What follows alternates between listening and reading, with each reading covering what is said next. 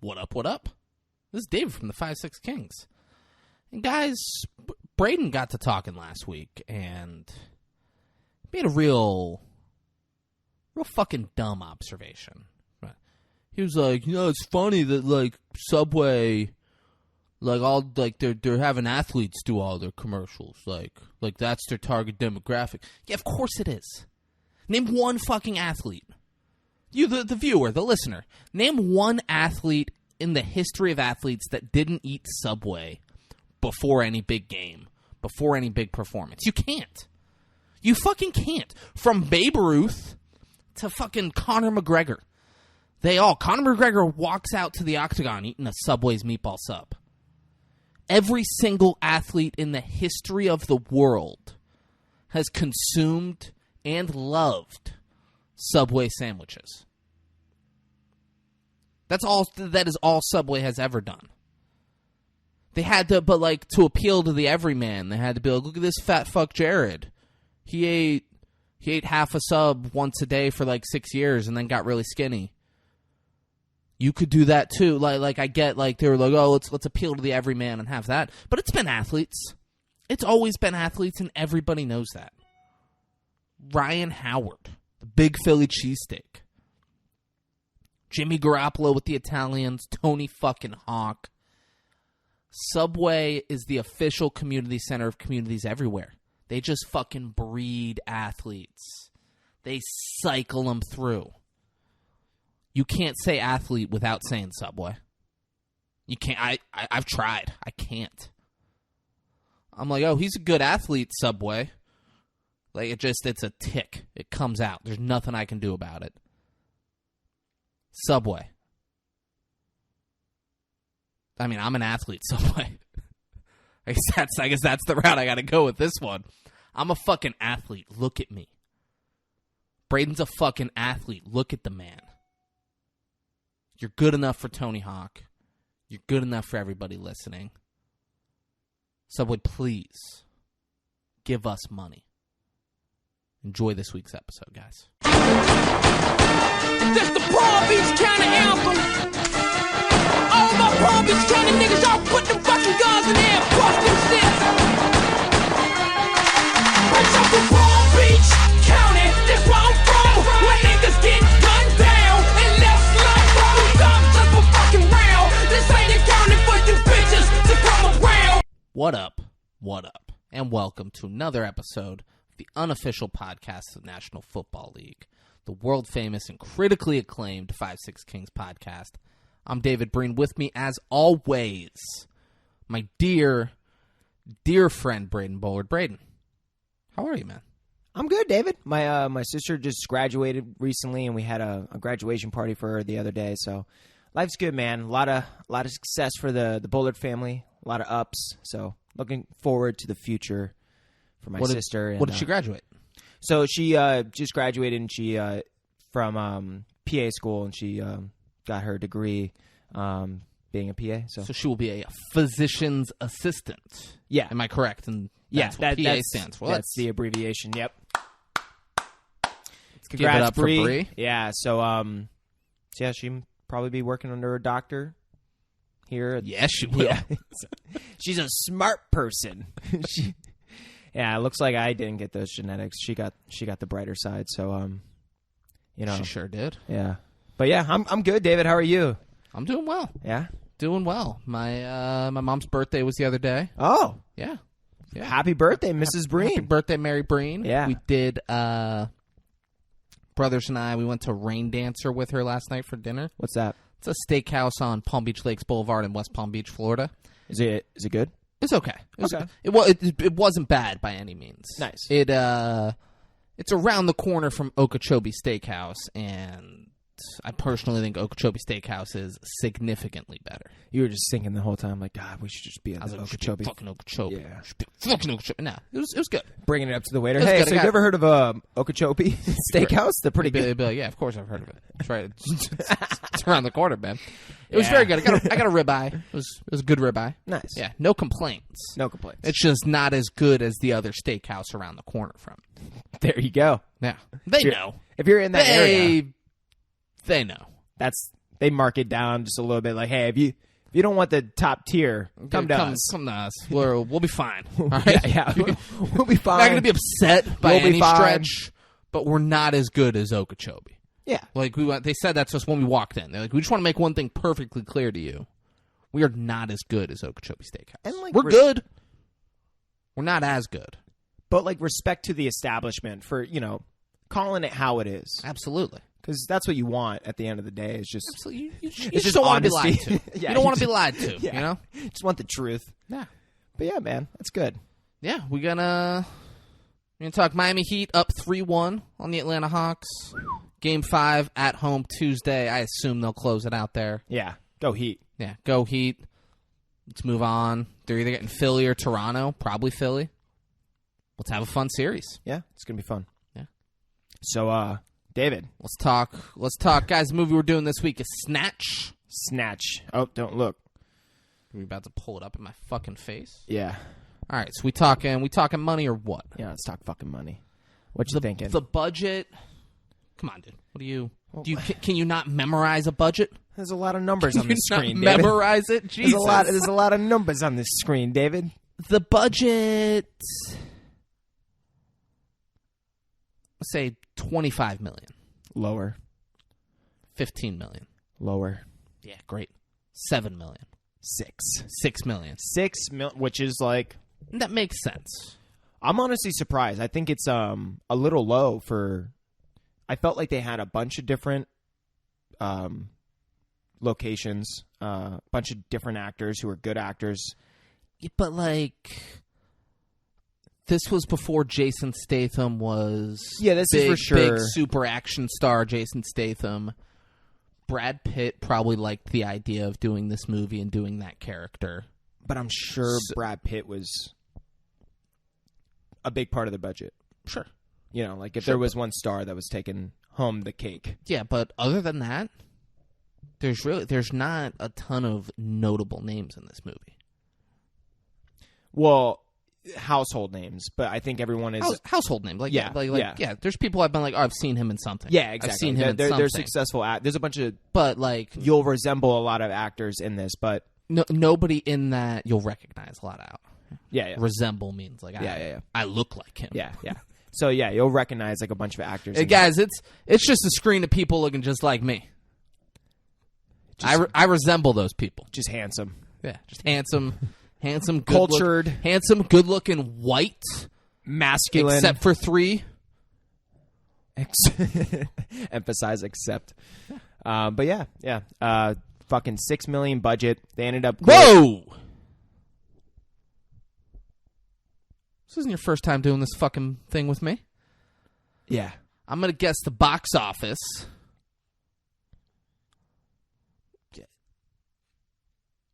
Brad Pitt was kind of a name at the time. Fight Club it came. I'm gonna guess they made $40 million.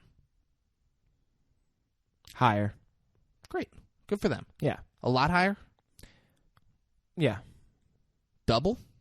Yeah. Okay. What? 83. $83 million. Look at that. Good for them. Yeah. Are they happy with that? I think so. But they grossed U.S. and Canada $30 million. Man, you just need that outer range money. This is this whole movie takes place in Europe. Exactly. Takes place in London. So it makes sense that they would make and I think more money overseas. And I think I saw something that they ended up making like $30 million in like the UK. Yeah, I'm pretty sure is what it makes was. sense. Yeah. So good for them. I mean, it's a. What do you think of this movie, David? It's fine. Let's see what the ratings are. Yeah.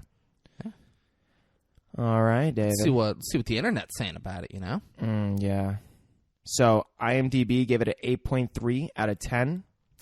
Rotten Tomatoes gave it a 7. I guess I could turn this a little bit now. Yeah. Rotten Tomatoes gave it a 74%. Vudu gave it a 4.5 out of 5. And Google users gave it an 89%. I mean, those are pretty good scores. Those are very good. Yeah. Those are... Rotten Tomatoes gave it a C, and that's the lowest. Yeah, IMDb gave it an 8.3 out of 10. What'd you give it? I was like I've been thinking about the score now for like honestly an hour or two. Where I'm like, man, I don't know, because like there's times where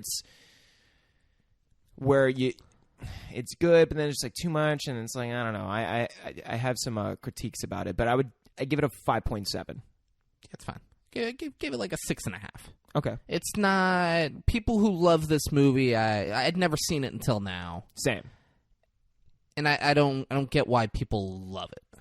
I don't get it either. Yeah, it was fun. Like it was a fun movie. They got fun it was characters. fine. Yeah. It's a comedy. I never laughed. There was a couple times where I had a couple chuckles. Yeah, but you ever laugh? No. Yeah. Not overly laugh. Yeah, like it's a cool, fun movie. Yeah, and they do quirky things where one thing will happen and then the thing that you kind of don't expect to happen happens, and that's kind of they play a lot of that, and that's kind of their humor is shit that's not supposed to happen just happens, and just huh. Yeah. But Yeah. All right. Yeah. But yeah, it was a fun movie. I just felt like they just had a little too much going on, just too many characters, too many. But I did like the way that they over the film that they ended up kind of simplifying it and bringing it together. But I feel like in the very first quarter half, you're kind of man, this is a fucking lot. It's all over the place. It took me taking my notes. It took me 2 hours. It's an hour and 40 something minute film. It took me 2 hours to watch the first half of this movie. And everyone's, which is fun, everyone's in these pretty crazy kind of characters. And but it's not well. fun when you have to take notes on the fucking movie. So that's to do a podcast on. Yeah. So I felt every piece of dialogue and every scene I had to replay it 3 times just to kind of fully even understand what they're saying, because everyone has different accents. And except for Brad Pitt. He's very... So funny. You can very clearly understand everything he says. So fun fact, he was supposed to play one of the other main characters in this. I think it was Jason Statement's part, but he didn't have that London accent. And then they were like, well, we need let's see if you can do an Irish accent. And they were going to give it a different role. And then we're like, it's kind of so-so. So then they had him play this part, which play the fucking pikey. Yeah, the Turkish, which is Turkish is Jason Statham. No, yeah, that's right. Yeah, but what do they call him? Mickey. He's a pikey. Pikey, a gypsy. That's what I meant. Yeah, pikey, gypsy. Fucking hate pikeys. Yeah. I felt like he played it great.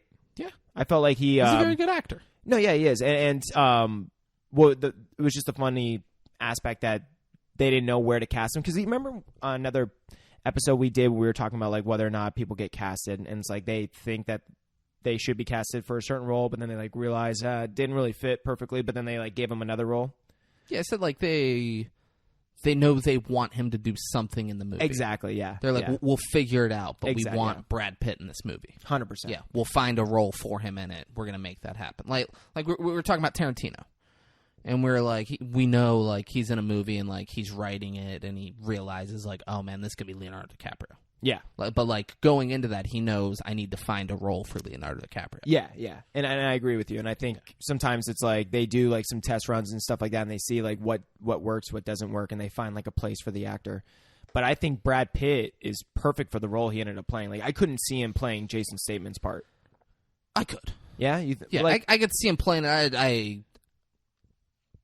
The I'd role much that he ended up playing. Yeah. The role he played was a better role and more fun, and I liked that character more. Yeah. I could see him, because the fucking Ocean's 11, he would have had a different accent, but he can play the fucking straight guy who's doing that. And what did you think about the way that they kind of shot the film? It's exhausting. It's exhausting, right? And what's funny is this is when you read up on Guy Ritchie, and Guy Ritchie, we were kind of talking about earlier, is he's kind of renowned as a very famous director. And then we were looking into it. Fuck has he done? So I told David, I was like, well, I like 2 films he done, and that's the only reason why I know him was even as kind of recently, because the films were done in I think after 2016 or 17.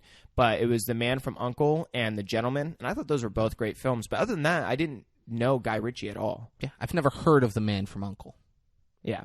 He did. Good. Guy Ritchie, people talking to me oh, he's one of the greatest filmmakers. He's so great. Does all this stuff. He's the Man from U.N.C.L.E. Sure, Braden liked it. Yeah. The Gentleman, I've heard of it. I've never seen it. Snatch, and he did the Sherlock Holmes movies with Robert Downey Jr. Saw a couple clips of those. And if anyone's oh, those are my favorite movies, you're a fucking psycho. If you're the Robert Downey Sherlock Holmes movies, those are my favorite movies. You need to go die. And when I was reading up on Guy Ritchie a little bit, they were saying that this movie Snatch was kind of I don't want to quote them, but kind of like the epitome of like what his style's like. And I'm like, oh, well, that's exhausting. Yeah, must be tired all the time. Yeah.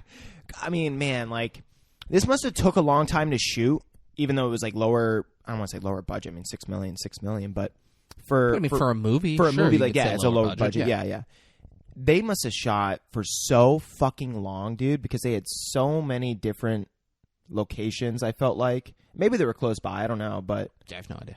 But they didn't just stay in like one place. You know what I'm saying? I feel like it took them a while to shoot this movie.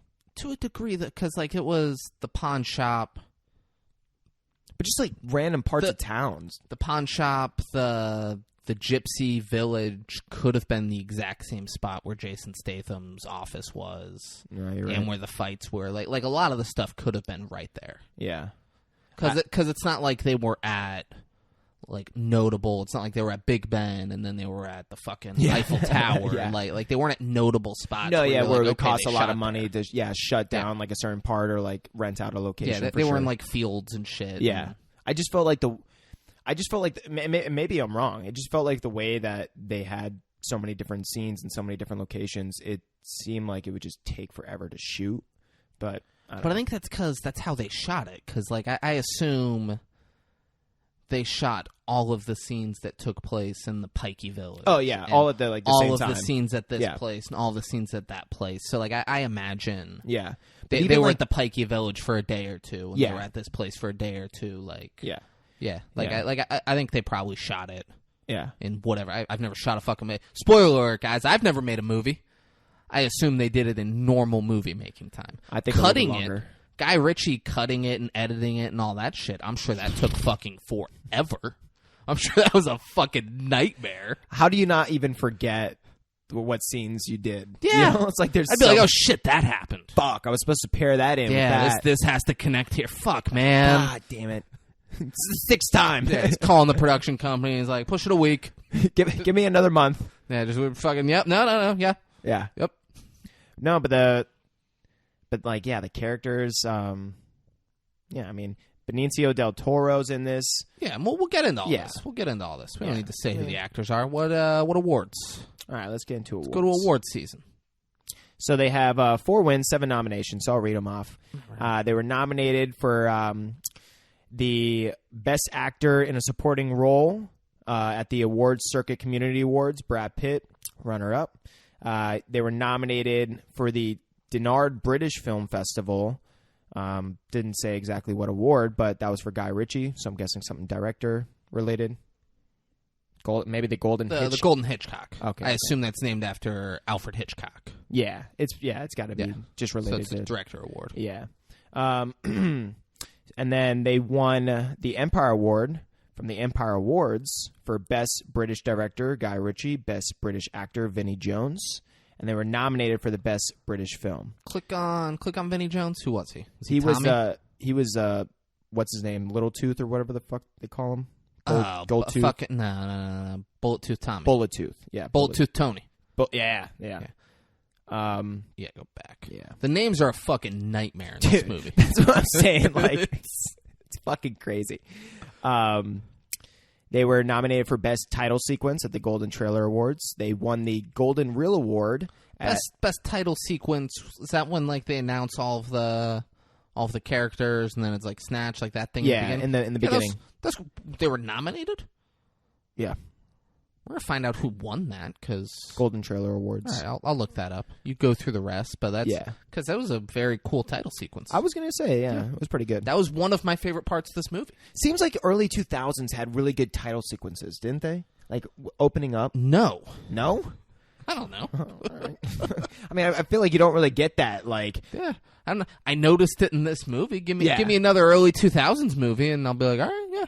Fuck, David. You put me on the spot like that. Yeah. But they won the Golden Reel Award for Best Sound Editing for Foreign Feature at the Motion Picture Sound Editors Awards. They won the Special Recognition Award for Excellence in Filmmaking at the National Board of Review Awards. They won the PFCS Award for Best Film Editing. John Harris, Les Healy at the Phoenix Film Critics Society Awards. Bedazzled with Brendan Fraser and Elizabeth Hurley won. I've never seen that. I mean, we're going to watch the title sequence after. Yeah. Once we take a little We'll break, we'll decide. Yeah, we'll see. We'll decide who really won. They won are nominated for the Golden Satellite Award for Best Performance by an Actor in a Supporting Role, Comedy, or Musical, Brad Pitt, at the Satellite Awards. And then they were nominated for the SIYAD Award for Best Foreign Film, 10th place at the Turkish. The SIYAD. Yeah, it's not abbreviated. It's SIYAD. I don't know. I have no idea. Have you ever seen the word SIYAD? SIYAD. At the Turkish Film Critics Association Awards. If there was, I almost want to look that up because I'm like, what other big film that goes over anything Turkish related? So it's just bigger. Best foreign film for the Turkish film critics. Oh, yeah. Yeah, so I think that's a film that was made outside of Turkey. Mm-hmm. Yeah, you're right. Yeah, so I think Training Day came out in 2001. Yeah. And they better have won that award. Yeah, right? Yeah, I hope they're like, Training Day. Yeah. It's in the U.S., took place in Los Angeles, California. It was great. Denzel Washington? Yeah, he was Ethan Hawke, did you see him? Yeah, all right. Yep. So those that's are all the awards? Yeah. All right, guys. 20 minutes, not bad. Not fucking bad. We're going to take a quick break, and when we come back, all things Snatch. All things Fucking Snatch. all things. You're going to be like, oh, are they going to talk about something other than Snatch? Maybe, but it's not likely. It's going to be all things Snatch, so stick around. And we're back. So Bedazzled, the opening scene, it wasn't very good. It was a bunch of like stock footage and videos and pictures, and it would just be like... David's got a good point that he found out. It would just be like people walking at the subway, and then they would freeze it, and they would put Peeping Tom and draw an arrow at him, and they would put Virgin and draw an arrow at another guy, and Horny and draw an arrow at another guy. That was the whole opening sequence. Like, it was... I'm not going to lie, I enjoy the idea of that, for sure. It's not as good as what they do in Snatch. Yeah. But also, imagine being the guy who just, like, he's in stock footage walking at the fucking subway, and the movie Bedazzled bought it and put the word Peeping Tom and then draw an arrow to him. Like, this fucking pervert. He's sneaking in, like, looking through people's windows, watching them change. Like, this guy's a fucking predator. He needs to be off the streets. Like, it's insane. Yeah, it is pretty wild. It's fucking insane. And there's no way it's a better opening sequence. I don't think. No, it's definitely not. Yeah. They had a fun song. I liked it. Yeah. It, I couldn't, it had an old-timey sound to it, and it was, you just what I'm looking for. Boom. Boom. Boom. Boom. I was like, all right, this is catchy. I'm liking this shit. Yeah. Other than that, it's not as good as what Snatch They is. had like random weird twists and swirls and shit. If Snatch had that song, like, Snatch would have been perfect opening sequence. Speaking of which, let's jump into this. Yeah. Movie starts, we see the back of someone's head. Jason Statham and another guy are sitting across from him. And Jason Statham goes, "My name's Turkish. It's a funny name for an Englishman. My parents named me after..." He says it very long, but his parents were on a plane that was named Turkish, and the plane crashed, so they named their kid after it. He's like, "This is Tommy." Yeah. He tells people he's named after a gun, but I know he's really named after famous 19th century ballet dancer. Like, just like, all right, whatever. There's so many lines in this movie where I'm like, let me replay that. Did I just hear that correctly? He's like, "Tommy's my partner, but it doesn't mean we hold hands and go for walks together. It means I watch out for him, make sure he doesn't do anything stupid. He's like a brother to me." They're like dressed very similar in like very similar color suits, like beige. Yeah. I don't know. They're wearing suits. Yeah. Dressed nice. They're dressed nice. They dress to impress, you know? Yeah. You look at them and you're like, fuck, man, he's impressing me with that dress. Yeah. Yeah, and then it's he's narrating this too. We don't see his lips moving. It's all like background noise. It's Jason Statham talking. Yeah. Then he says, "What do I know about diamonds? I'm a boxing promoter. I was a happy one until about a week ago. What the fuck do I know about diamonds? Don't they come from Antwerp?" And then we see Antwerp, and there's a bunch of Hasidic Jews going through security talking about virgin deaths. And one of the Hasidic Jews gets stopped and they're like, "What's this? What's that?" Like They're your doing wigs, metal what's the detector. thing?" And he pulls up and he has something Jewy, and he's like, "That's my Jew thing. You can't. It's got to be there." Because it's religious. But there was like other... they're like, okay. Well, there were other Jews at the front security. Like, not the security officer that was like doing the metal detector, but there was like ones next to him that were like basically gave that security officer like the okay. He's like, yeah, that makes sense. Yeah. He needs to, yeah. So they get in there and they're talking about virgin births and shit like that. It's fucking really weird. just how it's bullshit that Mary was a virgin is basically what they're saying. Like literally, which brought this movie down 10 points in my book, because if you guys know the 5-6 Kings, like I think you know the 5-6 Kings, we are God-fearing Christians. Praise be to He. Praise be to He. Yeah. But what they were also saying is that like get the fuck out of here. I'm doing this podcast alone. All right, I'm doing this alone now.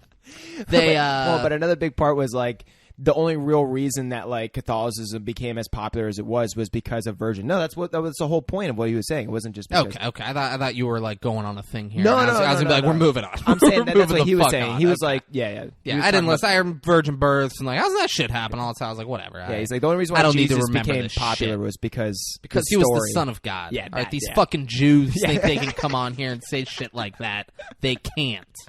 He is my Lord and Savior. They're going to see Michael. And Michael comes out and he's like, "Oy vey, I've been waiting for a half an hour."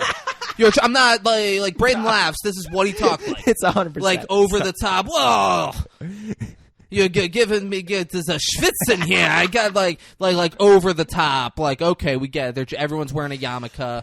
For we a second, get it. I thought this was like how the whole movie was going to go. I'm like, oh my God. I was hoping this was how the whole movie was This going is to go. offensive. And he's like, "You're giving me heartburn, making me wait so long. My goodness, look at you. You're so skinny. You haven't eaten. Come on." Bro. Like, it's just like that. Turns out Benicio del Toro is one of the Hasidic Jews.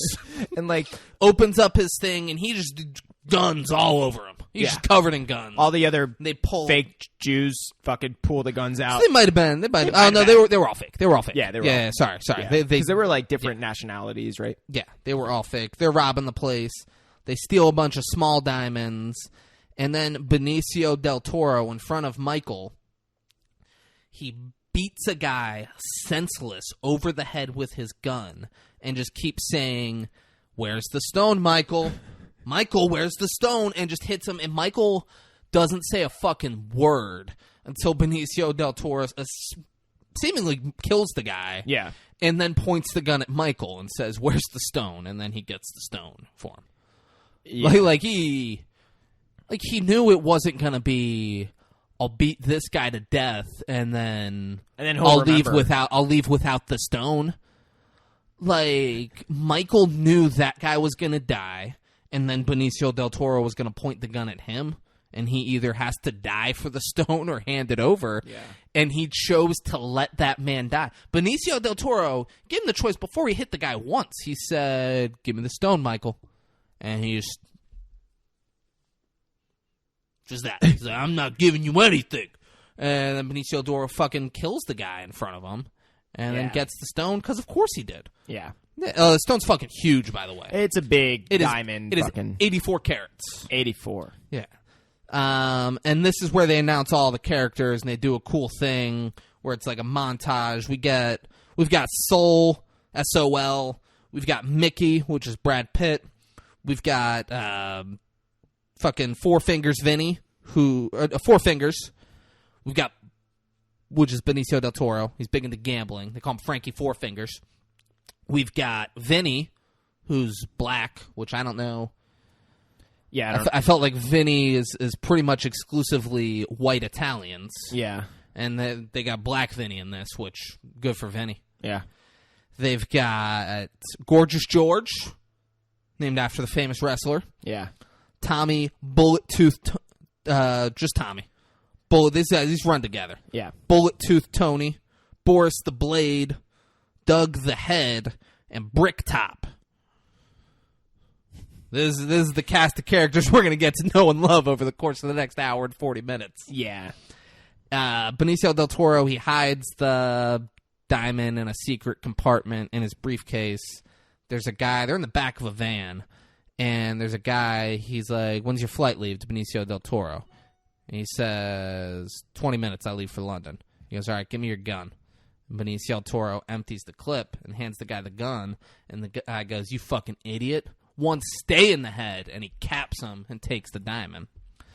That didn't really happen, but that would have been cool. Yeah, that would have been cool if that happened. I was going to say that would have been pretty cool. Yeah, he empties out the bullets and hands the guy his gun. And the guy says, when you get to London, you call this guy if you need a gun, and he'll take care of you. And he reads it and goes, Boris the Blade? The guy says, Boris the Blade. I'm like, all right, yeah. Boris the Blade. Here we go.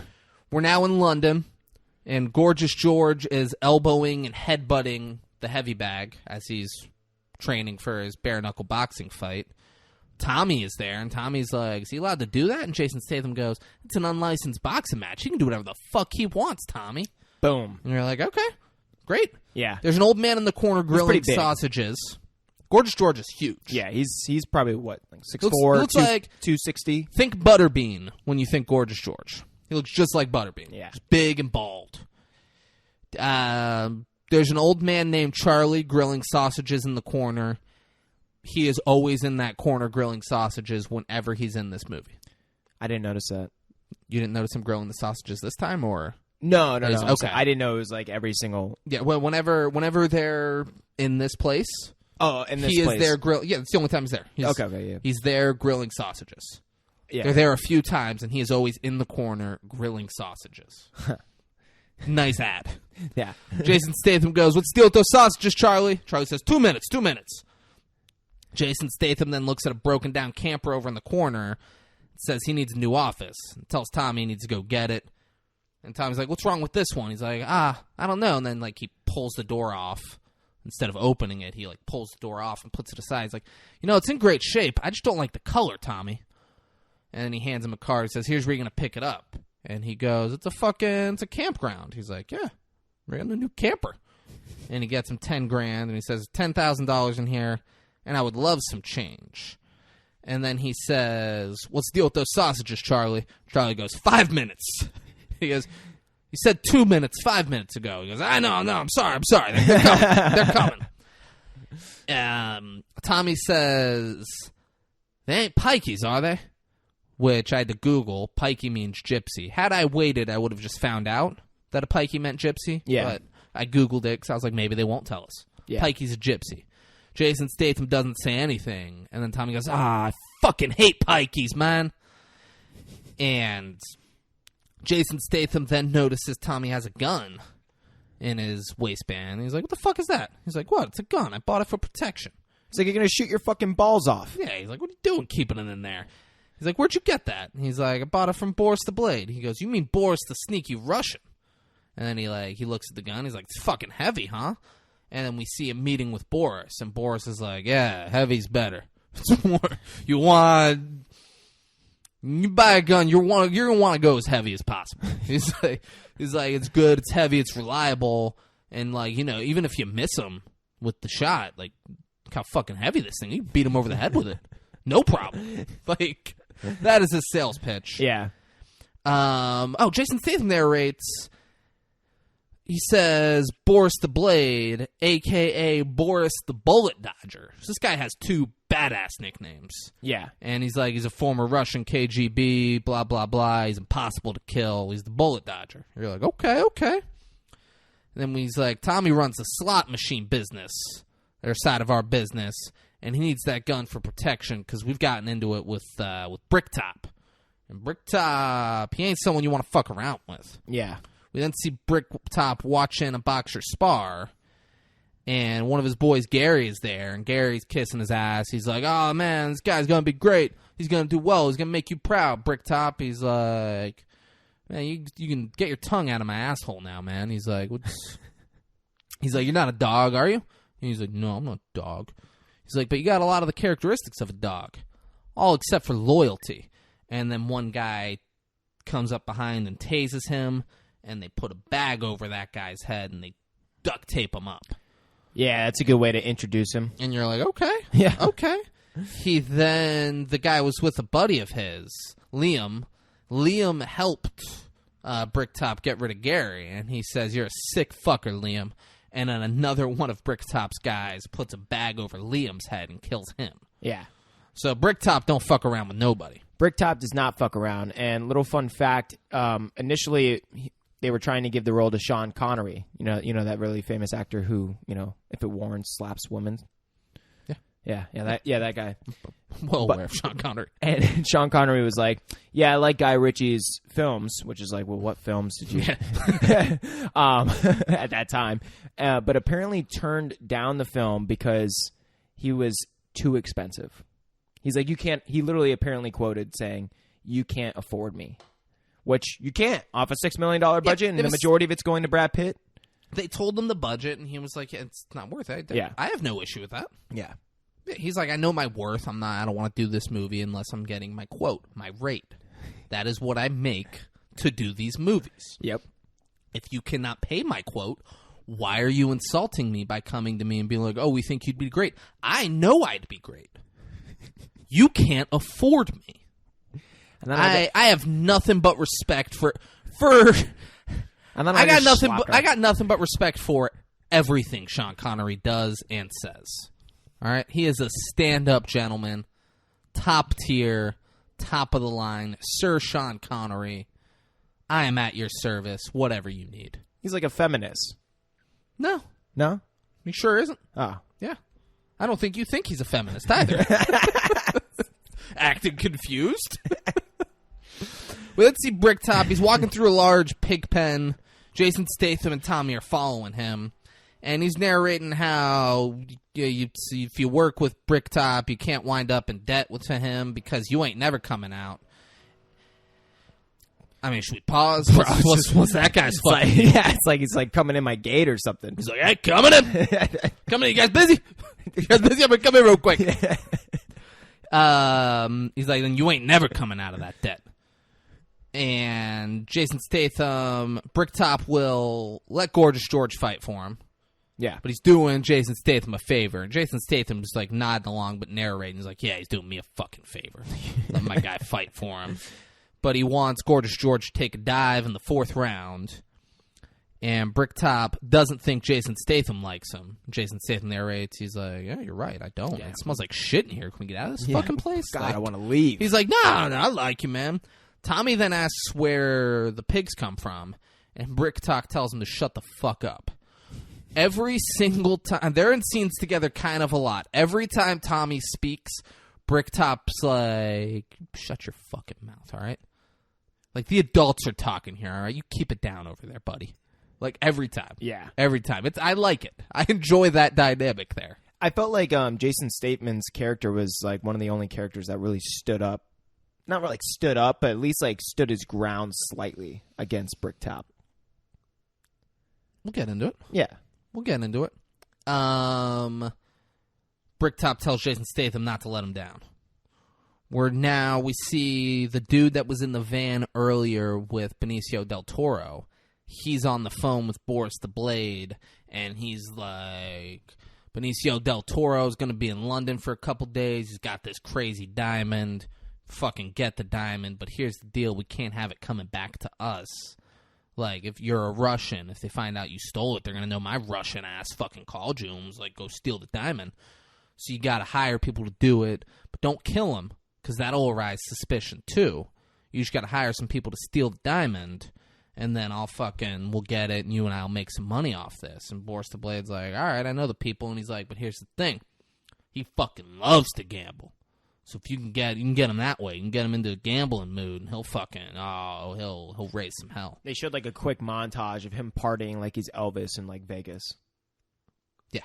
Yeah, he was like prostitutes, strippers, smoking cigars, like hot sweats from too much coke. Just the works. Yeah. He's living the life, you know? They call him Frankie Four Fingers because he gambling debts. He's got 4 fingers. They cut off one of his fingers. So Yeah. They're like, you can't give us the money? All right, we're going to start taking fingers. Shit. Benicio del Toro is now on the phone with the actor who plays Cameron Diaz's boss in the movie What Happens in Vegas with Cameron Diaz and Ashton Kutcher and that bald dude who he's in What Happens in Vegas. He's in some other stuff. He's in Semi-Pro. Okay. You familiar with Semi-Pro? Oh, yeah. The chick that Woody Harrelson is having sex with. Oh. Her husband. Oh, That yeah, actor. Yeah, He's a yeah. very funny actor. Yeah, he's got good timing. This isn't that guy, though. This guy is Cameron Diaz's boss in that movie, What Happens in Vegas, that actor that I just mentioned is in, as well as Ashton Kutcher and Cameron Diaz. Yeah. They're at like a big company retreat thing.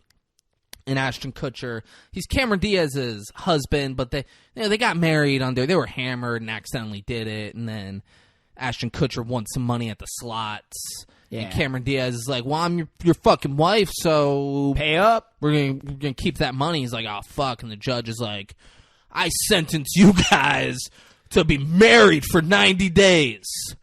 And you're like, that could not be what happens. He's like, I'm freezing the money until then. And if you guys still want to get divorced after the 90 days, you'll split the money and share. And you're like, this is fucking ridiculous, God. man. And so her boss, she works for like a big stock exchange company doing big things. They have a big company retreat. And Ashton Kutcher shows up in an attempt to blackmail her. Like, look how great of a husband I am. And then at some point, I'll just be like, okay, now you can sign this paper that says I keep all of the winnings. It might have only been $100,000. And he's like, you can sign this thing that says I keep all of the winnings, or I'm just going to tell everyone in your company that we're not really fucking married and you lied to them all weekend. Like, make your move. But he hit it off with the boss because they were at like a big lunch thing and he was sitting in the boss's seat. And the boss shows up. He's like, you're in my seat. And he looks, and the guy's name is Richard Banger. And Ashton Kutcher goes, Richard Banger? Your name's Dick Banger? Are you serious? And then Ashton Kutcher's name is Jack in the movie. And the boss says, well, I would make you Jack off.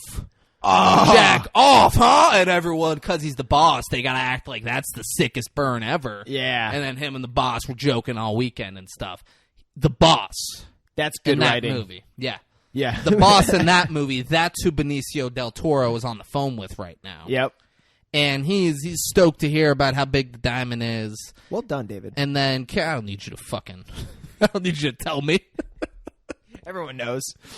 Cameron Diaz's boss is Benicio del Toro. You need to meet with Doug the Head. Because that's a name. You need to meet with Doug the Head in London. And hey, stay out of those casinos. Yeah. And we're like, okay. And he's okay. he's like trying on a suit. He's got like no pants on. Oh, yeah. He's like, yeah, fitted. sure. He's getting fitted for suits during this. I left that out. Yeah. Yeah. Then Jason Statham he's narrating again. He's like, everyone knows Doug the Head. He's the diamond guy. He lies about being Jewish because it's good for business. and boy, is it good for business. Fucking bad. And then the guy's phone starts ringing, and it's like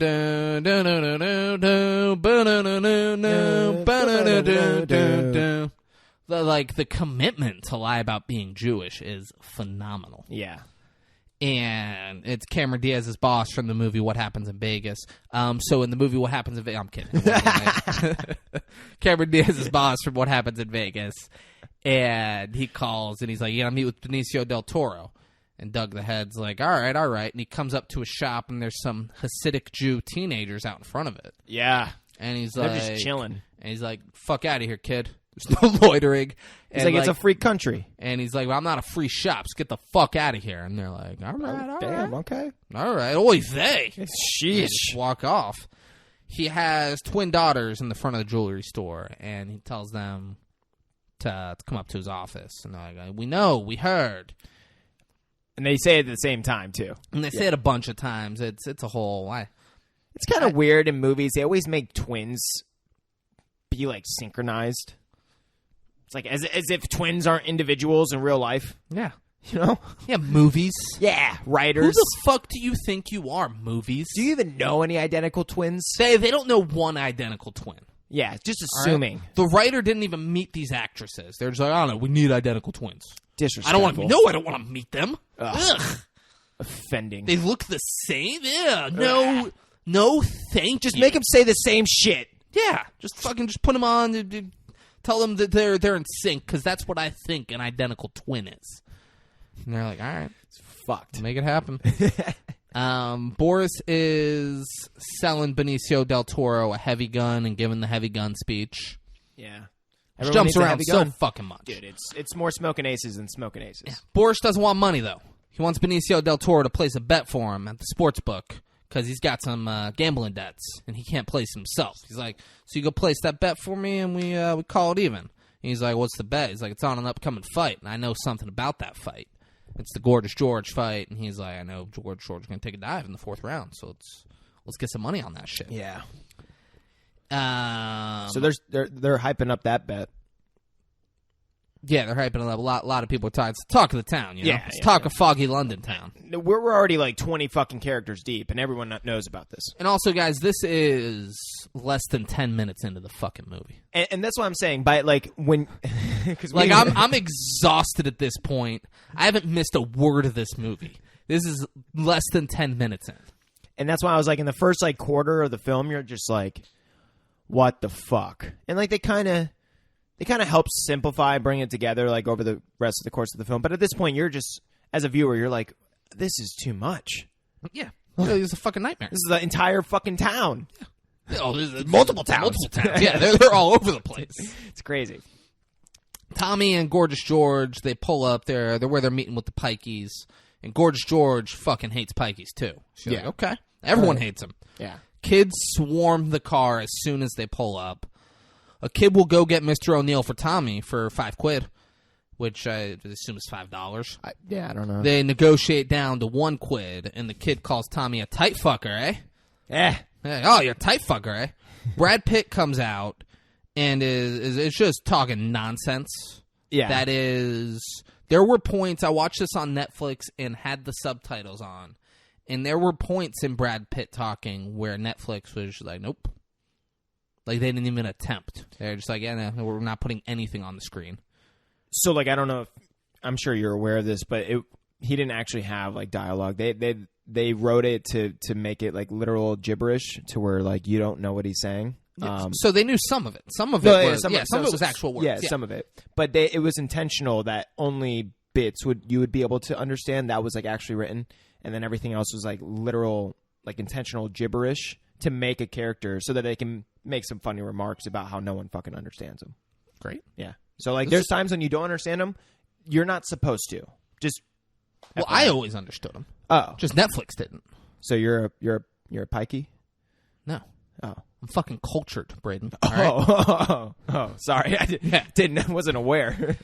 Jason Statham's narrating again, and he's like, I can't really understand Pikeys. They speak their own language. It's not English. It's not Irish. It's just Pikey. And it's Brad Pitt jumps. It's great. Gorgeous George gets out of the car, and Brad Pitt's like, whoa! Whoa, this is a big guy, huh? How big's this guy? Huh? Like, just nonsense. Yeah. Just like back, well, the big guy. Oh, how big you are? Hey, Ma! He's like, everyone, come on. He's like, Ma! Come, look how big this guy is. Like everyone called over. It's like, the big fucking guy, huh? And they're just like, wow, yeah, it's a big guy. Brad Pitt is dancing around and shit, and they're bringing Tommy inside to have a drink. Well, there's like a kid. He starts like punching him. He's like, "Hey, little booger!" Gorgeous George is staying to watch the car. Brad Pitt asks Tommy, he's like, "You like dags?" And they go back and forth for a while. "You like dags?" And he's saying dogs. Yeah, I thought he was saying eggs at first, like trying to offer him eggs or something. Yeah, but he's saying dog, and and then Tommy realizes it and goes, "Yeah, I like dags." You're going into this man's home, Tommy. Don't you be such a piece of shit. Yeah. All right.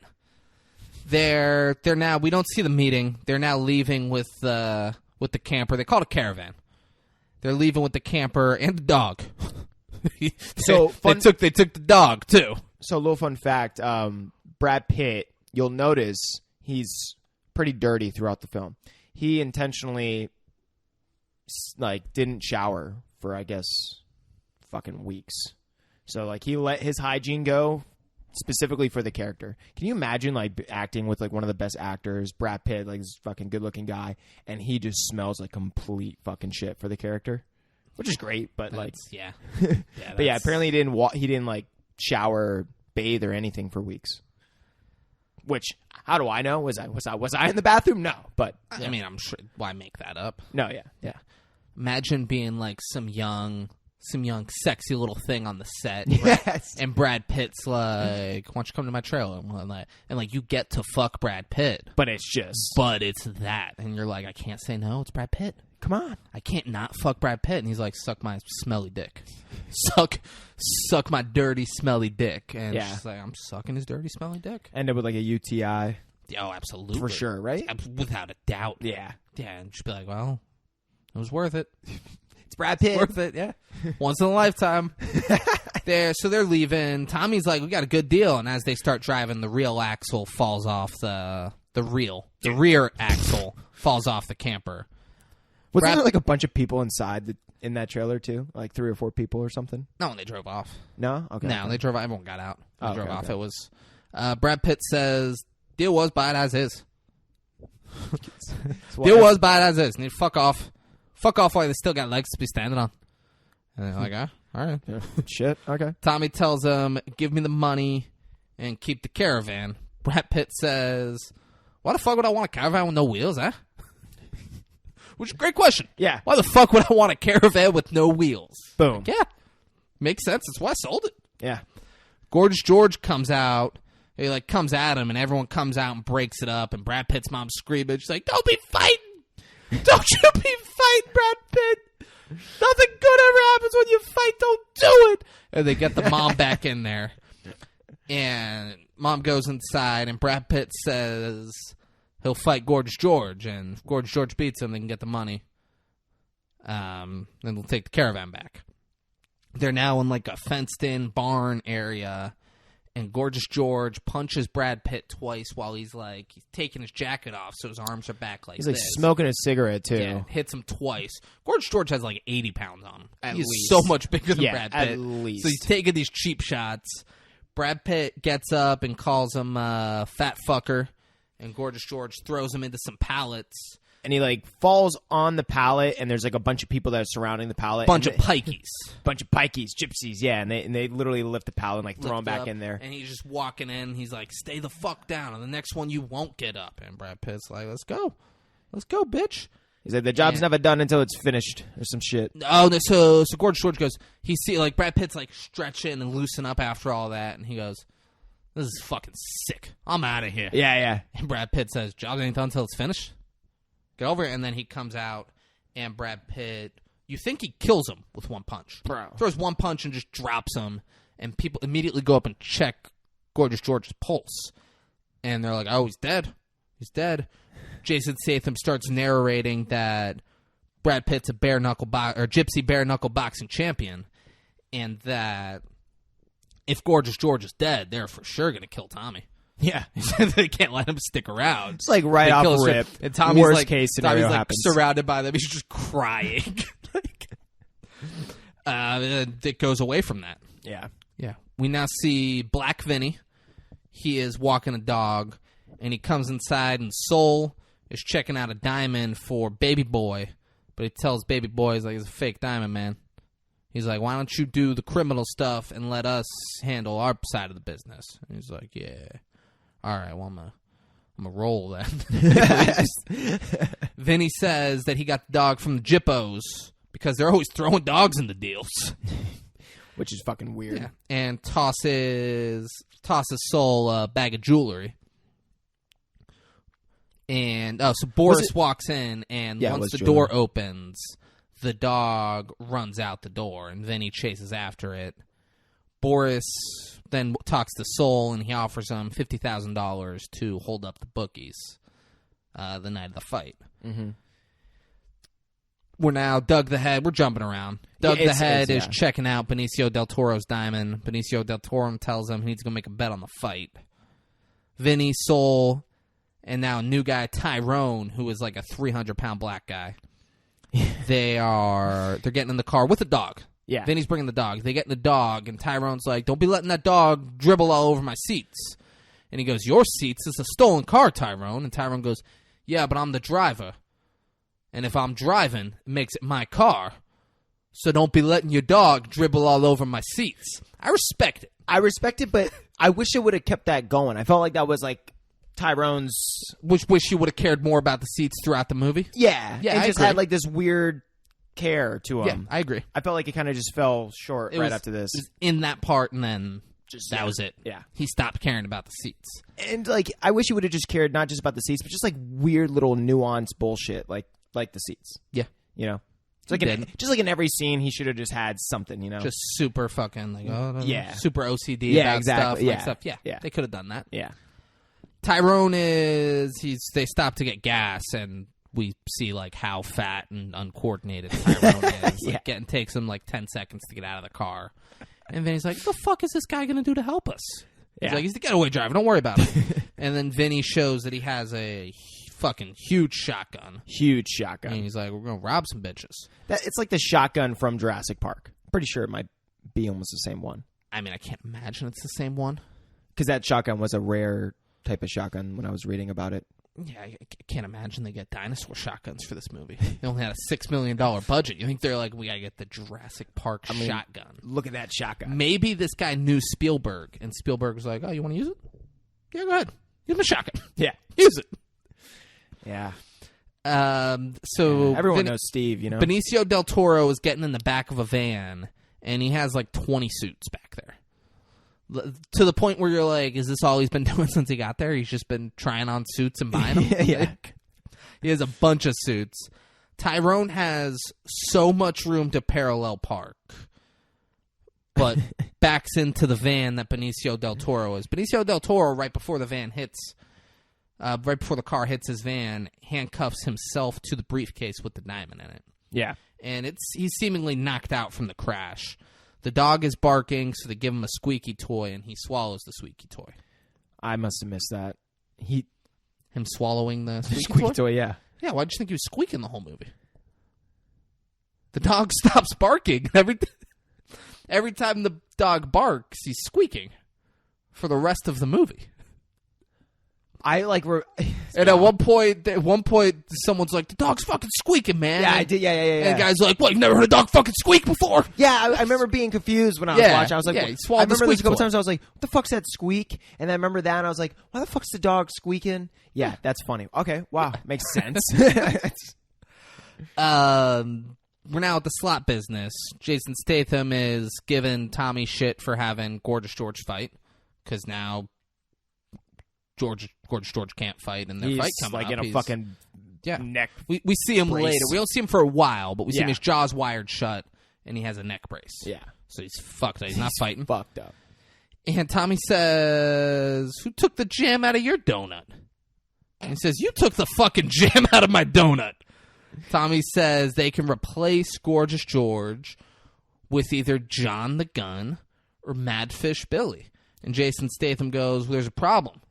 Madfish went mad." And then we see that guy in a fucking psych ward, like, padded room, like, shaking back and forth. And he says, "And the Gun fucking shot himself." And then we see fucking John the Gun or whatever in the showers fucking blow his brains out. We're like, all right, well, Which is no, you can't use either of those two fighters. and once again, crazy fucking names. John the Gun and Madfish. Yeah. At least with them, they're boxers. No, yeah. They should have crazy nicknames. Yeah. People shouldn't have these crazy nicknames that everyone knows them by. Fucking four-finger Frankie. Frankie Four Fingers. Frankie Four Fingers. Jason Statham then has a brilliant idea. He goes, "Let's use the fucking pikey to fight." And he's like, "Yeah, they offer Brad Pitt $10,000 to fight, but he says he wants a new caravan." He says, "Top of the line for me, ma. For me, ma." Meh. And they go, "Ma?" And they go, "Ma. Meh. It's ma." And then they pass a picture down and they look and it's his mom. Meh. That's what ma is. And they nod. Jason Statham goes to see Bricktop. Bricktop's doing dog fights and beating a dog that's in a cage with his cane, like through the thing. He's like jabbing it with the thing. It's just Bricktop for you. Yeah. There's a dead. We see a dead dog. The second we walk in, there's just a fucking dead dog covered in blood. Yeah. That just lost the dog fight. And you're like, this is fucking rough. Yeah. Bricktop is no one to fucking fuck with. Jason Statham tells him that they lost Gorgeous George. Bricktop's not happy about this. And he's like, I got a new fighter to replace him. He's like, can't change fighters. I already took bets. And they go back and forth. Tommy tries to say something. And he's like, you shut your fucking mouth, Tommy. And then he leans in and whispers to Jason Statham, just make sure your man goes down on the 4th.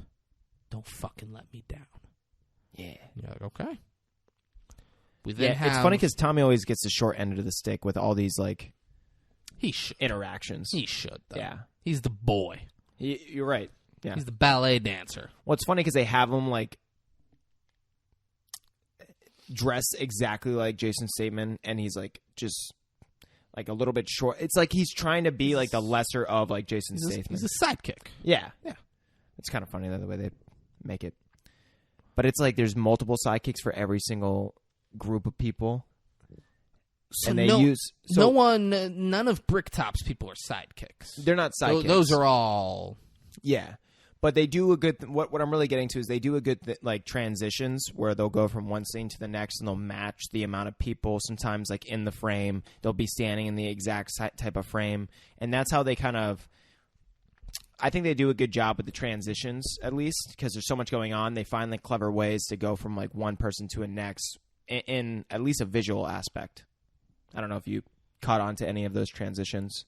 There'll be, like, two guys standing in a frame, like Tommy and Jason, and they'll cut to, like, another frame where it'll be, like, two of the other guys, and it's, like... Yeah. And it's just, like, very similar style shots and the transition of it. Yeah, I didn't notice it at the time, but... Yeah, it makes sense. I noticed it at times where it was like where they're cutting back and forth from all the different people driving cars. That too. That was when another. They all met, like that's where I really noticed it. Yeah, I didn't pay attention throughout the film and realize it there though. Yeah. Yeah, so they were doing a bunch of cool little transitions like that. I will give them credit for that. I felt like that was pretty thought out because like that you have to think about that before you go shoot this shit. So sure. like they did a pretty good job at least with their transitions. There we go. Yeah. We now have a Jewish phone call. Doug the Head, he's telling Cameron Diaz's boss from the movie What Happens in Vegas. So in What Happens in Vegas, Cameron Diaz and Ashton Kutcher. And he's telling him that he's like, Cameron Diaz's boss like, where's Benicio del Toro? He's like, I'm not fucking babysitting him. I'm going to meet up with him after the fight. And he's like, fight? What are you talking about? He's like, yeah, the fight. He's like, is there going to be gambling at that fight? He's like, I'm sure it's a fight. And then Cameron Diaz's boss hangs up the phone and is in London now. Yeah. Like hops, taxi, plane, passport gets stamped. He's in that guy's office. And the fight has not happened. So it took him 2 seconds to go from New York City to London. And the way they shot Good that was for like... him. I actually did appreciate that they didn't draw that out. At least they were just like boom, boom, boom, boom, boom in London. Well, and like they did that to make it silly, make it super unrealistic. Exactly. Like, yeah. Like the guys in Doug the Head is in the same room. Like they had just finished the phone call and now he's in London. Yeah, and the guy like greets him as if like I was upstairs and Braden told me some shit and I'm like, well, hold on, I'm coming downstairs. Yeah, and I come down. Like it's like that. Yeah. Except he went to a different continent. I felt like even the guy, I forget his name, when he greeted him. Doug the Head. It seemed like the way he said hi was to literally make it like funny to the viewer that even he is kind of saying in a way like he realizes how quick it was. I don't know. Like I don't know if you took it like that, but I felt like he was kind of almost saying the hi like as if it's like ridiculous that this guy just got here so fast or something. He didn't. He goes, Avi, how are you, bubby? He said something like that. He said like some... But it was like very like he even like raised his arms up and it was like almost like surprised that he kind of almost... He didn't say like got here so quick. I just felt like he was kind of trying to play on it. Like I felt like the director was like, all right, well this just happened so fast. Just like be like kind of over expressive about it as almost as if he got here so fast or some shit. I don't know. That's how I kind of took it at least. All right, well, I mean, I'd be... If I lived in London and you showed up... That's what I'm saying. I'd be like, oh! I'd be like, Braden! Hey! Even if I knew you were coming and it took the appropriate time to go from New York to London. True. I'd still be excited. Like, you're in London! No, What's up? for sure. Yeah. I just felt like they were kind of going for that. All right.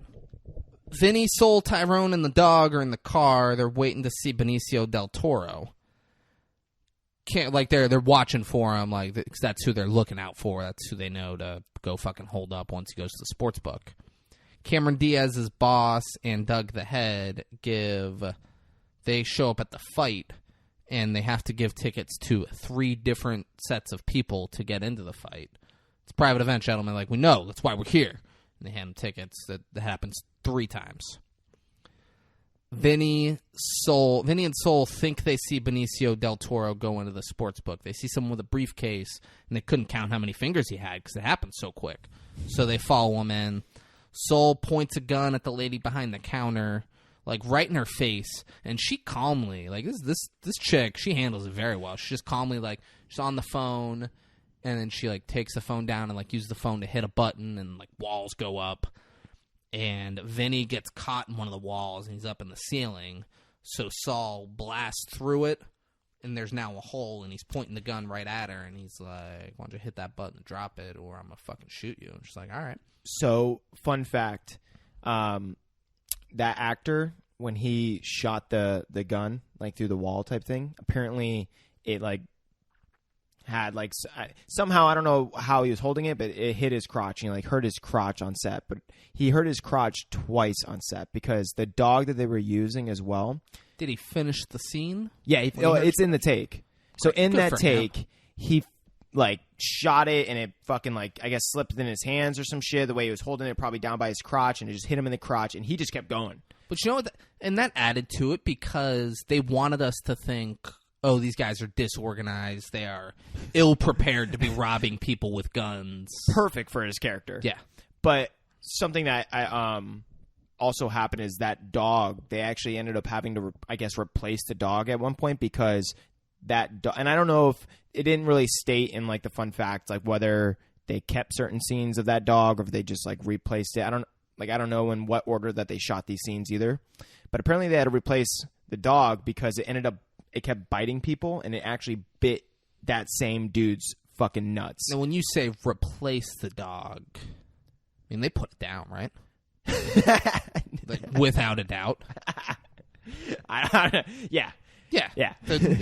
No doubt in my mind, that dog was dead before this movie hit theaters. And that's probably the dead dog that they put. Guy Ritchie did it himself. That was the blood. He said sedate it just a little bit. So like sedate it so it's still fighting a little bit, and let me just fucking strangle it to death. And that is how Guy. You're not going to move on. No, this is how Guy Ritchie has operated since day one. He is a dog killer. Yes, and I'm adding to it, and I 100% believe that because. Here's a little fun fact about Guy Ritchie. To keep things in order during production, director Guy Ritchie introduced a system of fines on set. There were fines for mobile phones ringing, arriving late, taking naps during shoot, being cheeky, being unfunny, and or moaning or complaining. One staff member was even charged for letting the craft service table run out of coffee cups. He killed that dog. That dog did one thing wrong on set, and he killed it.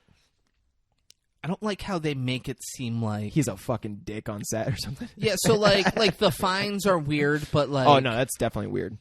Being upset that the person whose job it is to make sure that they have fucking coffee cups. No, yeah. Let them run out of coffee cup. Like, yeah. That's his one job. If my job is to, like, stock all, like, the fucking buffet, when you're a PA. My job is to stock that, and I don't do it, I expect... When you're a PA on set... to be fucking yelled at. Not a physician's assistant, but a production assistant. Yeah, there we go. You are the... I hate to say it for any of you PAs out there, but you're the bitch of the set, all right? So when Guy Ritchie says, hey, PA, little bitch, make sure the coffee cups stay... fucking supplied, and you don't do that, you're getting the boot. Oh, you can just, yeah, we're good. But yeah, apparently Guy Ritchie, was strict on set, and that dog just thought it had its freedom. Had to put it down. Not while Guy Ritchie's around. No, but that sucks for that actor though, because he got fucking attacked twice, basically in the crotch. It's on him the first time for sure. He said that like he didn't get really hurt, like it hurt. He said, but he didn't like lose a nut in the process, if that's what you guys are thinking. No, I wasn't thinking that because because I didn't say it. My opinion of you was that of you would have said. I would have said right he away. lost one of his fucking balls. Like, that would have been the story, not the dog was biting at him and they had to get a new dog. Story would have been, this guy lost a fucking ball on set. Like, that would have been where we went. If it wasn't, I would have been very upset that we spent this long talking about fines and him putting the dog down and stuff. And you just don't even, you're like, yeah, Andy lost the ball. I'd be like, what, dude? Come on. Yeah, so that's Guy Ritchie for you guys. So the lady behind the counter is like, all bets are off. We don't have money. And he's like, I don't fucking believe you. He's like, we don't have cash. We got these coins. She has like a bag of coins. She's like, that's all we got. And the guy's fucking pissed. Goes and looks at the guy with the case who's on the ground. And he's like, he's got all his fucking fingers. He's like, this is bad. Yeah. Wrong guy. That guy, he's got 5. They don't have money for us to steal. She then grabs the shotgun from him and hits the button so the walls go back up. And they try to leave and can't because the door. So Vinny shoots the fucking thing. Shoots the door. The security door, whatever they call it. And it just bounces back. You think it hits them, but it doesn't. Well, the one guy, he's like, my leg, and he like falls down, and then the other guy is just like so shit out of luck that he just basically sits down next to him like, man, we're fucked. And then looks at his legs like, man, your leg's not even fucking hurt. Tyrone then walks up and just casually opens the door from the outside, and he's like, what's going on, guys? What are you doing? They're like, oh, we gotta get the fuck out of here, Tyrone. That's what we're doing. But what's crazy is they fucking take off, and did you say this? They take off their mask?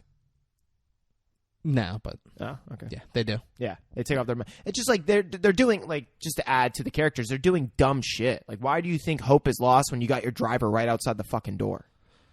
So, I mean, I think their assumption was that Tyrone would not be able to just come and push the door open. True, that makes sense. I think they were like, the security probably locks it on both sides. Yeah, it's not Tyrone's going to be able to just open it and be like, hey, guys, what's wrong? That is a good point. They start to drive off in the car. Benicio del Toro gets out of the van. Tyrone stops, fucks Benicio del Toro up, throws him in the car, and they're like, what are you doing getting this guy for? And they're like, this is the guy we were looking at. He's only got 4 fingers, and he's got the briefcase. This is him. His hand's fucking cuffed to the briefcase, so we got to take him. Yeah. And they're like, okay. It's now fight time. Jason Statham is telling Brad Pitt, he's like, you got to go down in the 4th. And Brad Pitt's like, yeah, okay, yeah. And then they go up, they stand in the middle. The guy headbutts Brad Pitt before the fight starts. Fight starts, and Brad Pitt knocks him out immediately. Dude. Just like ding, ding. They come out, he steps to the side, punches him, fight's over. Yeah. 1 punch knockout. Yeah. He then looks at Jason Statham and just goes, just shrugs, just like, happens. Yeah. And I feel like at this point, you take Brad Pitt and you make him a superstar. You make him the new Conor McGregor. There's variables there, though. For sure. You could lose. Bricktop likes sure things. Oh, yeah. Fighters taking a dive when he tells them to take a dive. That's true. It's the sure thing. Yeah. It's like in Pulp Fiction. Sure, Marcellus Wallace could have teamed up with Bruce Willis and been like, you're my guy, you're going to go win that fight. You're going to win that fight. Mm-hmm. I'm going to bet my money on you. But the sure thing would have been, I tell Bruce Willis he's going to fucking lose. And then I fucking pay him after and he makes a bunch of money. Marcellus Wallace was arrogant and he's like, no way Bruce Willis is going to turn on me. Bruce Willis fucking turned on him, but... I mean, that's Bruce Willis, though, for you. Am I right? Yeah, look at him now. so tasteful, David.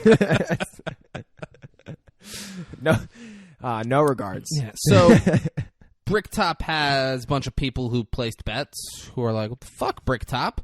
He's nice to some of them, and then the last guy, he stabs him in the balls when the guy. He doesn't the guy doesn't bleed out. The guy's like, I'm bleeding in my balls. But he's like, you keep talking to me like this, and I'm going to cut your fucking balls off. And, stabs him in the balls. And the guy reached down, and he's got blood on his hand. He's like, you just fucking stabbed my balls. So I was wondering in that instance, did he, I thought it was like, I will cut your balls off. And just to prove that I will, I just, very slightly stabbed you in the stomach. But you think he stabbed him in the nuts? Because, bro, you get stabbed in the nuts. He stabbed him, give him, a little prick in the nuts.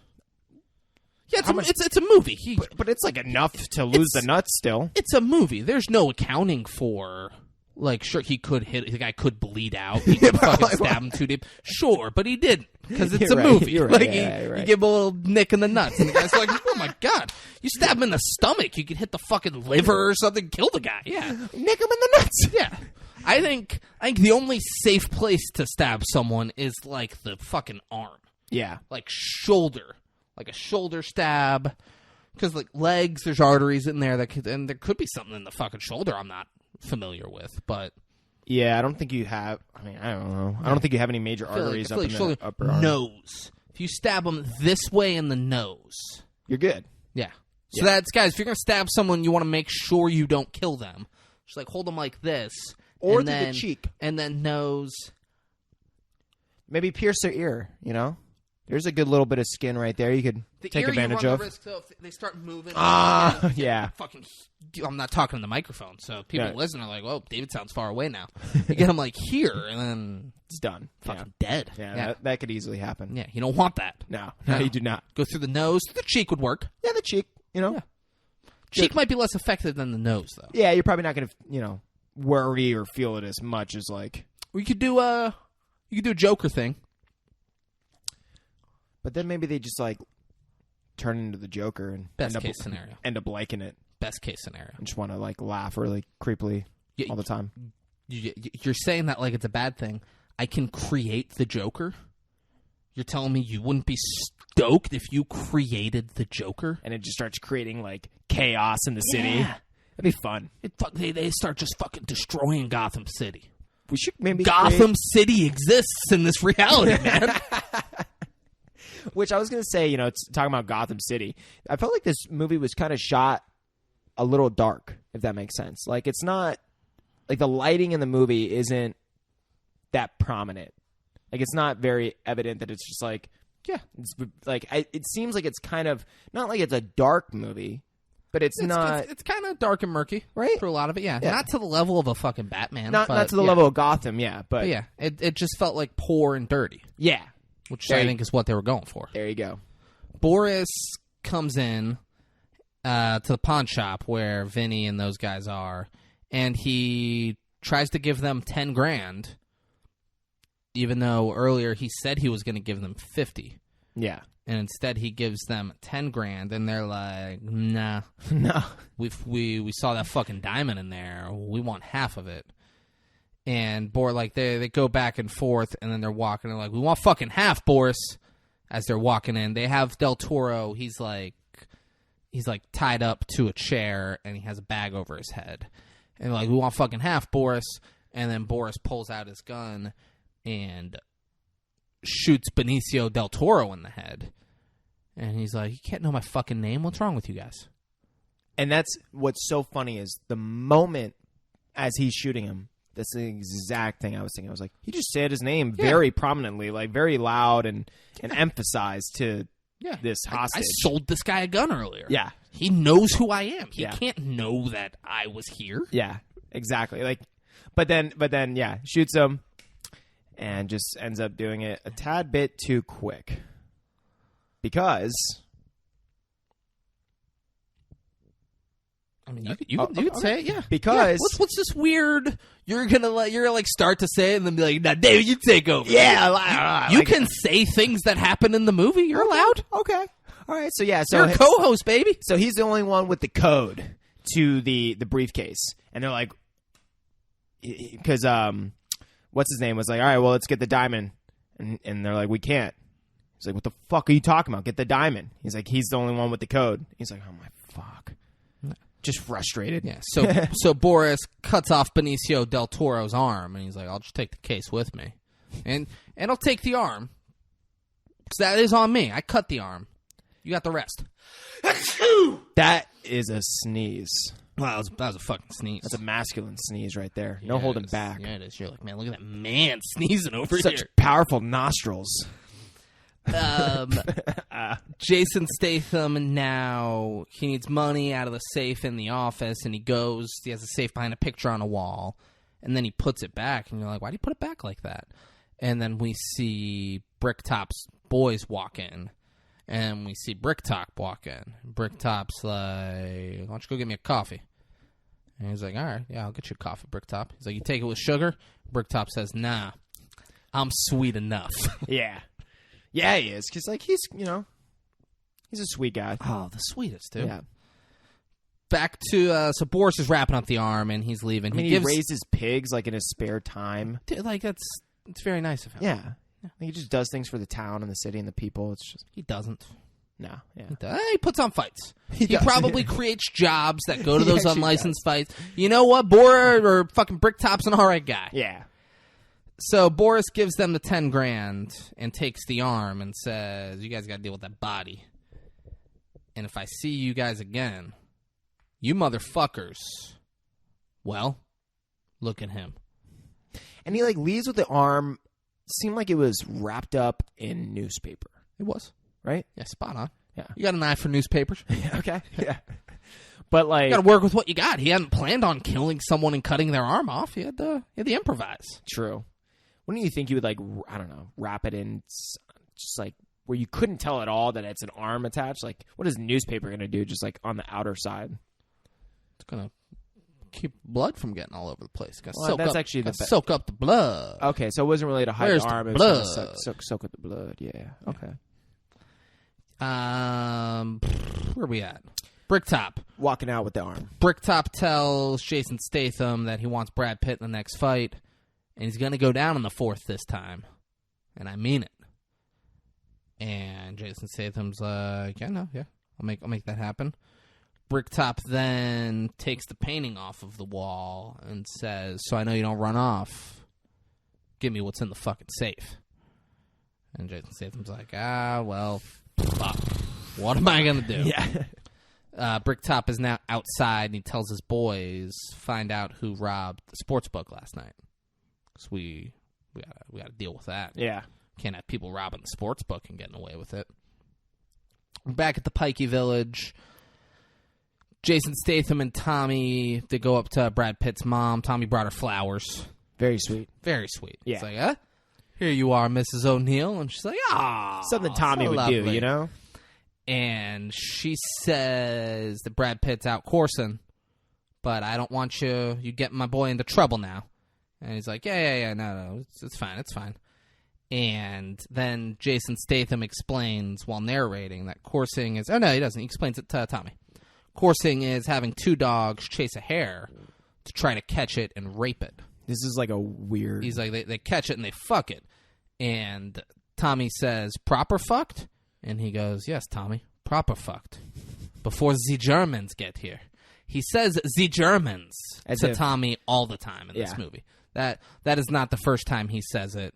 He said it earlier. He says it again. The Germans. He does that to Tommy kind of a lot. Yeah.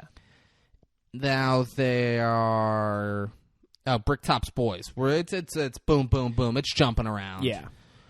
Bricktop and his boys, they're watching the security cameras, and they don't recognize Vinny or Soul. And then one of them recognizes Tyrone because, of course, they did. How many 300-pound black men are there in London? And they're like, Tyrone, you silly fat bastard. Brad Pitt, and we're back. We're back to them now. Yeah. Brad Pitt wants a much nicer caravan this time. It's a new fight. Me man needs a proper caravan. It's a good deal. Take it. It's a good deal. Take it. Like it's just good. It's good. Take it. Take it. Jason Statham calls his mom a tart, and then backs off that statement. He's like, "What are you doing all this for caravan for some tart?" And he's like, "Whoa." He's like, "I wasn't calling your mom a tart." And he's like, "I'm sorry." He's like, save your breath for cooling your porridge." For cooling your porridge. For cooling your porridge, like soup. Oh, like pour, like. I thought cool he said porridge, like his cool air fucking breath is gonna. No, save it for that. That makes more sense. And then he says a bunch of other stuff where it was just gibberish, but he's like describing the fucking caravan that he wants. Yeah.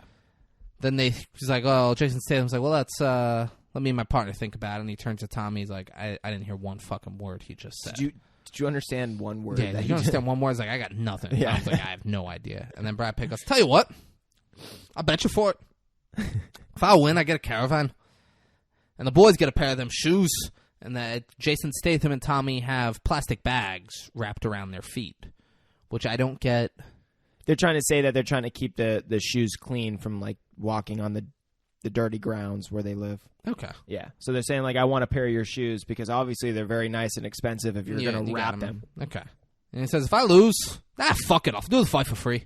Yeah, okay. Jason Statham agrees and says, I reckon the hair will get fucked. And then Brad Pitt smiles and says, proper fucked? Proper fucked. And then Tommy, like, smiles. He's like, he gets it. Yeah. They start going back and forth from the dogs chasing the hare and Bricktop's guys grabbing Tyrone. Yeah. So they grab and they kidnap Tyrone and the dogs are chasing the hare. I kind of felt like this scene wasn't... Like, you didn't need it. I don't know. You didn't like seeing the hare get raped by the two dogs? Yes. Because I did. But... I masturbated while watching the scene. I was like, oh my God, they're raping that rabbit so hard. Yeah, I the guess... rabbit's freaking out, trying to get away, and the dog bites its neck. Yeah, that was. That's when I climaxed. The bite neck. Was when that's when I climaxed. But yeah, so they grab. Tyrone agrees to give up Saul and Vinny, and the hare gets away. Yeah. When the rabbit gets away, Brad Pitt says, "Periwinkle blue, hey fellas." Tommy's talking about how fucked they are. Yeah. And Jason Statham says, "Yeah, why didn't you bust a cap in his ass? Mind you, you do more damage if you threw it at him." And Tommy's like, "Fuck you mean? You think I can't shoot it?" He's like, "I know you can't shoot it, but I'm telling you that gun's fucking not gonna work." He's like, "You think Boris the Blade sold you a working gun? You're fucking full of it." And then they start driving, and he tries to shoot the gun, and it doesn't. He's like fire. looking out the window, and what I liked is like when he went to click it, he like closed his eyes, looked away. Like, he would miss. Yeah, but Jason Statham knows him. Yeah, but it click and doesn't fire. Yeah. We're a little over halfway through. Good time for a break? Yeah. All right. Guys, Sweet. Stick around. You won't even know we've been gone. That's the beauty of this. Yeah. So stick around. We'll be right back. And we're back. We're back! So we're back with the dead body. The guy who was trying to sell Saul and Vinny some diamonds earlier is there, and they want him to get rid of the body. And then fucking Bricktop just walks in, and he's like, "Do you guys know who I am?" And Vinny says no, but one of the guys, the other guy, There's a random does. guy that we don't see. Well, we do see, but like he we didn't tried- see him up until that point. Yeah, we did. He tried selling them diamonds earlier. Oh, That yeah, guy. you're right. He knows who Bricktop is, and he's like, good. But Vinny doesn't. Then Bricktop starts talking. He just sees the dead body. He's like, the best thing to do is to cut the body into 6 pieces and feed it to the pig. Now, pigs, you want to get like 16 of them to eat the body, and they could finish a 200-pound man in 8 minutes. Hence the expression, greedy as a pig.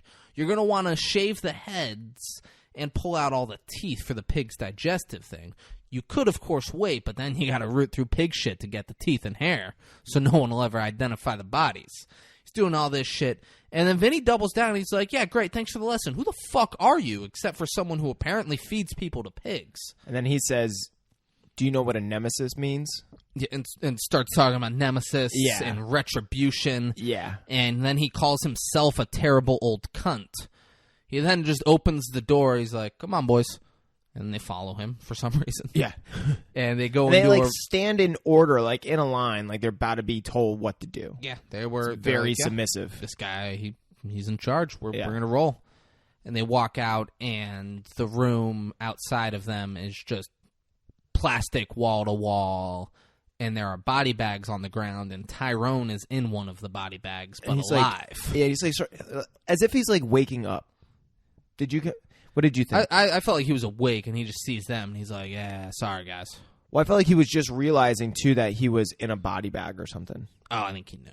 Okay. I think he was well aware of where he was. Okay. Because they couldn't carry him. The lads can't carry him. So There's a line coming up. So I assume Tyrone walked in there with them, and they said, get in the body bag.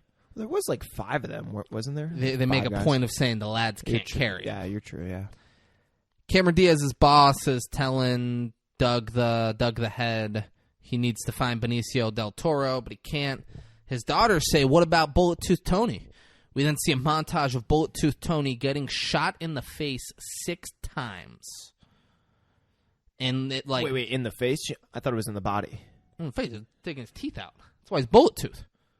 He's missing 6 teeth because they got shot. And he's bleeding from the mouth. I saw him bleeding from the mouth, but I could have swore the guy was shooting him. Asian guy shoots him in the mouth 6 times.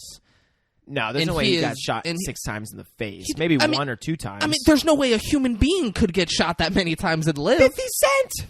He shot 9 times. Still spitting out them rhymes. Was it all in the face? No. Yeah, that's what I'm saying. I don't think he got shot 6 It's times. a movie. He absolutely got shot in the face 6 times, but it's a movie. Yeah, no, he couldn't.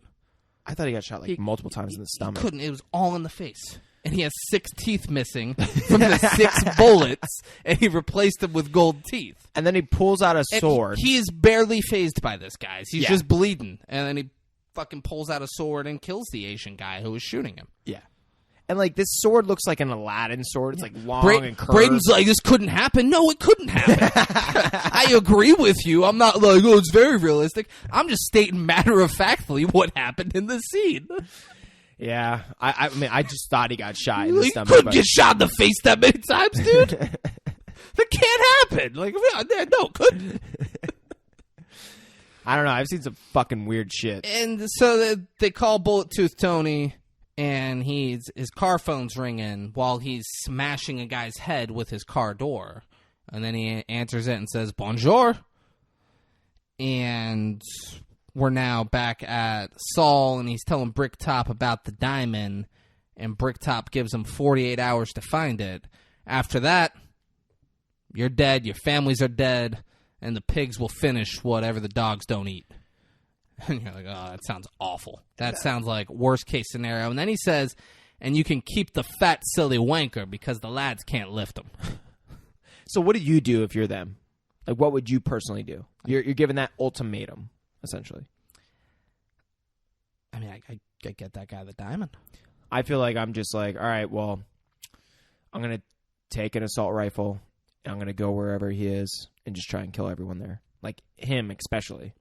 That would be what I would try to do.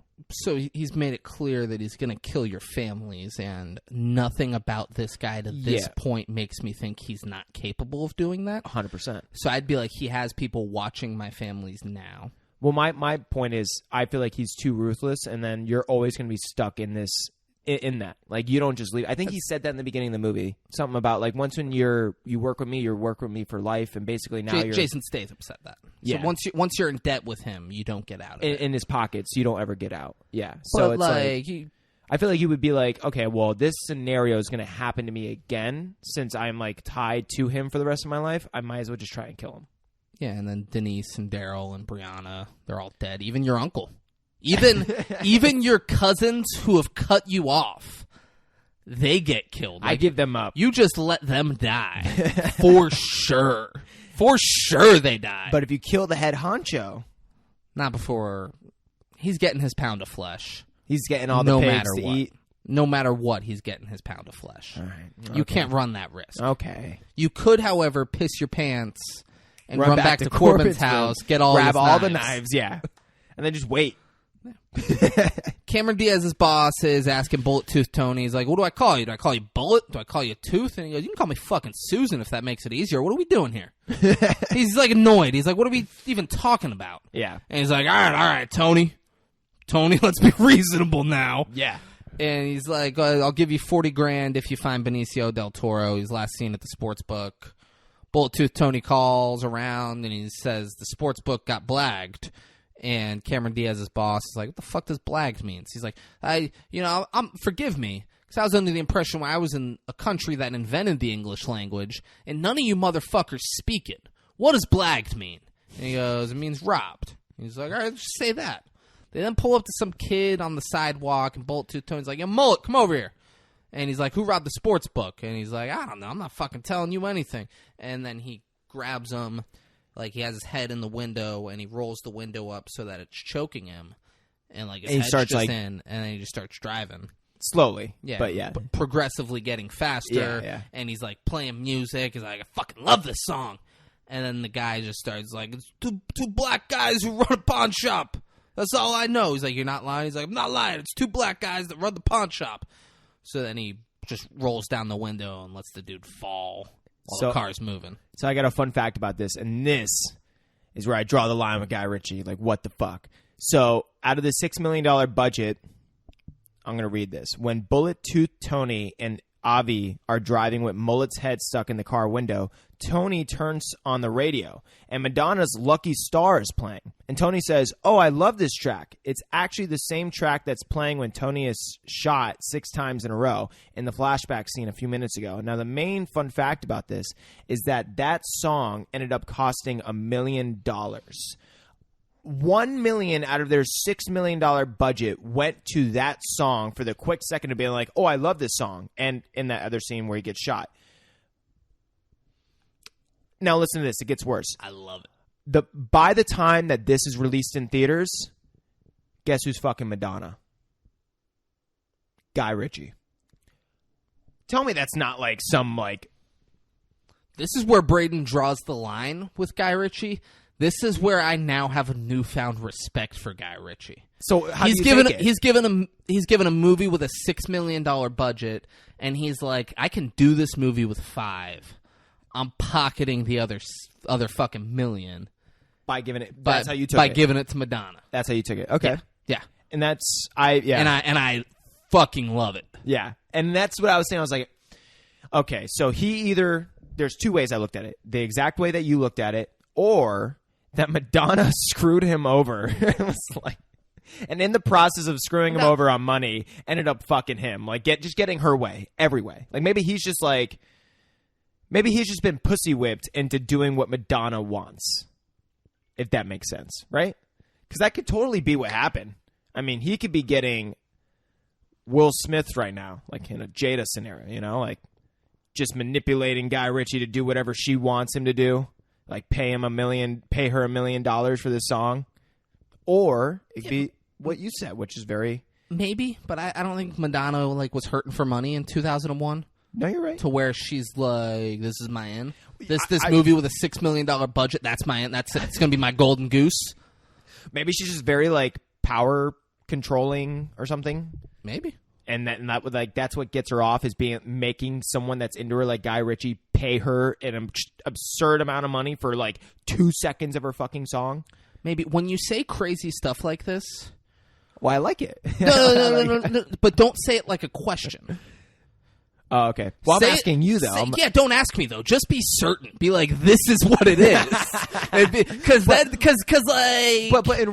in all honesty though, no, I don't think it's Madonna's power hungry. All that stuff. I think they were probably together, and he was like, I got an extra $1 million. Hey, honey, why don't we fucking license your song for this, and we fucking keep that $1 million. And she was like, great idea. And I think let's that's what do that. Too. Yeah, but I go the other route, but just own it. Yeah, just own it. Well, and be I did think both. Like Madonna's about. fucking sick. She's twisted in the head. This power hungry whore. Just do that. Do that so it's crazy and over the top. She's got that grip. Because I'm not gonna agree with you when you say that nonsense. I'm not gonna be like, yeah, no, that could be it. Like, you're making a good point. That can't be the way we go. That grip is just too much for Guy Ritchie. Yeah. So now they're at the pawn shop and they got a gun to Soul's head, and he tells them Boris the Blade's got the diamond, and Bullet Tooth Tony's like, Boris the Blade? Boris the Bullet Dodger? And then fucking Cameron Diaz's boss is like, well, how do you get that name? He's like, he dodges fucking bullets. Cameron Diaz's boss? You can't kill the man. We're now back at the caravan. Jason Statham is on the phone telling... or no, he's not. We're not at the caravan, sorry. He's talking about the caravan. He's telling Bricktop, he's like... He'll only fight if we give him a caravan. And Bricktop's like, the fuck? Why are you calling me with this shit? He's like, well, you took all my savings. He says, we got to buy him this caravan from the fight. I can't make him fight, and I can't have Bricktop. And he says, you're not much use to me alive, are you? And hangs up.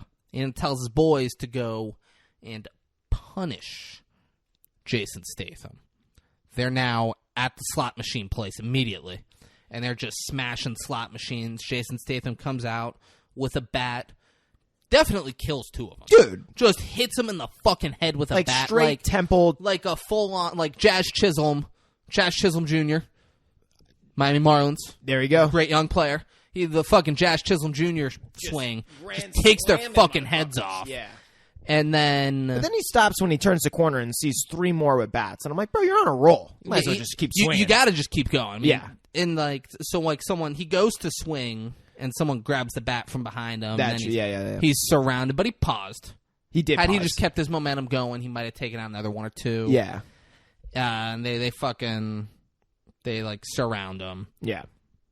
And this is when Jason Statham started getting all of his future roles. Because then he just takes off his shirt really slowly. He looks at 6'4", fucking 6'4" motherfuckers surrounding him. He does some karate stance, and he starts fucking high-kicking motherfuckers left and right. And he walks out. Saves the day. That is. Yeah. That is. We're going to be doing, I'm going to give you guys a little spoiler. The next listener suggestion, we're doing Crank with Jason Statham. That's what really started it off. Yeah, it's a ridiculous. Maddie McDonough, girl I went to high school Hell with. yeah, Maddie. She DM'd and she's like, "Will you guys do Crank with Jason Statham?" And I said, "Is that the one where if he stops moving, he'll die?" She said, "Yes." I said, "Yeah, absolutely. That movie's fucking wild. Absolutely, we'll do Crank with Jason Statham." So we are Bricktop. Oh, Bricktop also burned down. Jason Statham was like, I don't know why he thought it'd be a good idea for his boys to come break the slot machines.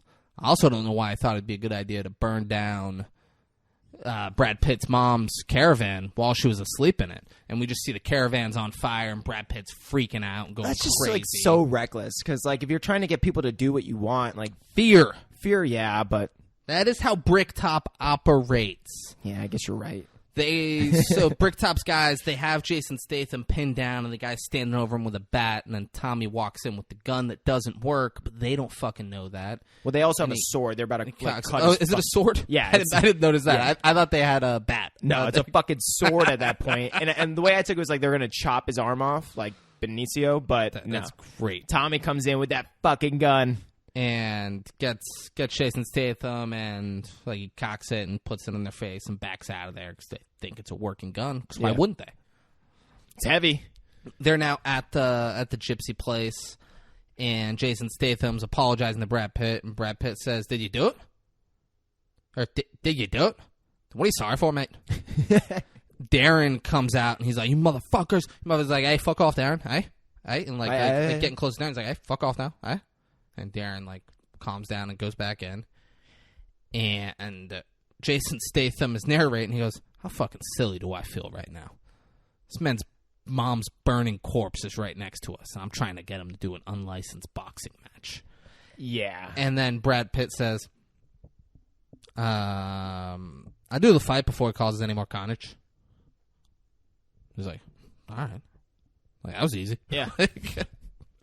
Yeah, and that moment, I did not think it was going to be that easy. Yeah. Brad Pitt's like, I'll do it before it causes more carnage. Yeah. You burned my mom alive. I don't want more of that to happen. David's doing pretty fucking good with it. Bullet Tooth Tony. So him and fucking Cameron Diaz's boss is talking about how anti-Semitic Russians are. Yeah. Because Boris the Blade is a Russian. He's like, fucking anti-Semitic pieces of shit. Blah, blah, blah. And then Doug the Head gets a call in the office that there's a Russian in the store wanting to sell an 84-carat diamond. And they look at the security cameras and Boris the Blade's just in the store with the diamond. They're like, that's pretty convenient. Yeah. Or we don't see the diamond. We don't I was going to say. We don't see him like holding the diamond or anything. He's just in the store wanting to sell the diamond. Yeah. We're back. Tyrone's explaining himself to the boys, and Sol tells him to go to Boris's house and to call if he's home. The Jewish Diamond team is game planning how they're going to take out Boris the Blade. And I didn't say this before. Cameron Diaz's boss brought a boy with him from America. Yeah. It's like a big dude that worked with him in New York, I guess. Yeah. And he's like, he's all yours. Like, go out and make that shit happen. And Cameron Diaz's boss's boy in the next scene is bleeding from the head in the car.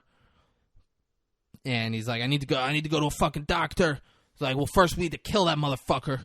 And then I need to go to a doctor. And Cameron Diaz's boss is like, we got to get the stone first. First we get the stone and we'll take you to a doctor. Not just any doctor, a nice Jewish doctor. And then looks at Bullet Tooth Tony and goes, Tony, find a nice Jewish doctor for my friend. It's great. Oh, God. They get out. They have Boris in the trunk. So looks like his boy took care of Boris pretty handily. Yeah. And he, like, pulls him up and he, like, puts a fucking knife to his throat. He's like, you got some shit you want to tell us, huh? He's like, hey, take it easy. We got to find out. He needs to answer questions. You can't slit his throat. Yeah. They're also, like, out in daylight. Yeah. like people can see. That's what I was saying, too, like, when I said, like, it must have took them a long time to shoot because there's so many different times of the day when they're shooting. Like, in so many different scenes, I feel like. Or just, like, different. But I guess, like you're saying, you could just be at the same location and shoot it different times of the day. And but they make it work. Yeah, they make. I imagine unless you found something that says like they shot this movie for 2 years, I assume it took however long making a movie normally takes for filming it. For filming, probably like usually a couple months, but it's at a $6 million budget. It's not like they can prolong it too long. Yeah, I get what you're saying. Yeah. Saul and Vinny are like gearing up to go get the diamond, and Saul shows that they have fake guns, but he put rounds of blanks in them. He's like, so when I shoot them, they'll fire. But, like, it's not. It's blanks. It'll just make the loud noise and show a flash. And Vinny's not stoked, but he's like, whatever. Tyrone calls. Might as well just get real guns, though, you know? Like, you're going to do that shit. Real guns are more expensive. They're on a fucking budget, man. I guess you're right. Yeah. They're on a budget. Tyrone calls and says that Boris is here, and Saul hangs up before Tyrone can say that he's not alone. Cameron Diaz's boss finds the diamond inside. Like, he finds the briefcase in, like, a hidden compartment and pulls it out. And he's like, that's sneaky fucking Russian. Finds it, so they have it. Cameron Diaz's boss tells Bullet Tooth Tony, he's like, I want you to fucking bury Boris. I'm like, ooh, all right. Damn. All right. We're now a lot of people in cars. Jason Statham and Tommy are heading to Boris's house. Because Tommy wants a real gun. Yeah. Tommy's like, give me this fucking fake gun. I'm going to get a real gun from the guy. And we keep cutting around from the 3 cars.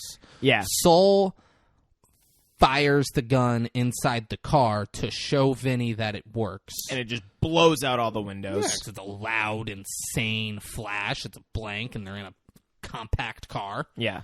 Vinny's like, what the fuck are you doing? Cameron Diaz's boss's boy has a crappy knife in the back, and Bullet Tooth Tony's like shitting on the knife, and he's like, "There's a proper blade back there again, and it's a fucking sword." Yeah, it's a literal sword. Like, what are you even doing? I don't know what's with all these people in swords. I mean, who doesn't love a sword? I think Guy Ritchie was like, you know what we're missing? I hope, swords. You know, I hope you're right. I hope they took way too long to shoot this movie, but not because of all the locations. Because there were 0 swords, and Guy Ritchie was like, you know what? Call everyone back. We need the sword. We need swords in this many scenes. Yeah. And that's why Brad Pitt's never in a scene with a sword. Because, like, we can't afford Brad Pitt with a sword. Come back and do it with the sword. Like, whatever. He already shot it. He's shooting something else. But, like, all these other people, swords. Bullet Tooth Tony, sword. Like, yeah. No, that totally makes sense. Yeah, that's what happened. Yeah. Tommy is talking about how Jason Statham shouldn't drink chocolate milk because it's not in sync with evolution, and cows were only part like 800. He's like, only 800 years ago we started drinking cow's milk. Your body doesn't know how to digest it, so he takes the milk from Jason Statham and throws it out the car. And I'm realizing now it's not chocolate milk. I thought it was chocolate milk. It's regular milk. It just had a brown thing. Yeah. So I thought it was chocolate milk. But when he throws it, we see that it's regular milk. Yeah. He throws it out, and it hits a car, and the car crashes. I kind of like the way they piece this scene together. Yeah, because we're now back in Bullet Tooth Tony. And Cameron Diaz's boss and Bullet Tooth Tony's boy. And Bullet Tooth Tony's driving the car, and the windshield gets hit with milk. And then and what's funny is, like, the way that the moment the milk hit, they just immediately swerve straight to the right into a pole. It's like you think you would be like, whoa, what's going on? Or not just like, Bullet Tooth Tony. Or just slow down. Very decisive. Yeah. Right? He's like, not shit. which way? He's like, left is the way I want to go. Yeah. Wrong choice, but straight into a pole. And what's really weird, well, let's keep So going. Boris gets out of the trunk. I didn't say this before. When they shot the gun in the thing, they then hit a person. Boris gets out of the trunk, and he's, like, handcuffed and has a thing over his head, and he's standing in the road, and he gets hit by... Jason and Tommy. No. Tyrone and Vinny and Soul. Yeah, my bad. Hit them. So, like, that's... They hit him... Which is it's just the way that the pacing is going is pretty funny. Cameron Diaz's boss's boy had the sword go through his heart in the back. Yeah, they look back and they're like, and he's just like right there, and he's just dead. Through him. You're like, all right, that guy's fucked. I don't even know how that happened. Yeah. Jason Statham and Tommy are at Boris's house. Cameron Diaz's boss and Bullet Tooth Tony, go into a bar, and Bullet Tooth Tony makes a call while Cameron Diaz's boss goes and cleans up. You think he's standing next to him as he's making the call, and you think Bullet Tooth Tony's making like a sketchy call, but he doesn't. Because he's like, I thought you were going to clean up. Go clean up. I'm making my call. And, and you think like, oh, he's turning on him. He doesn't. Yeah.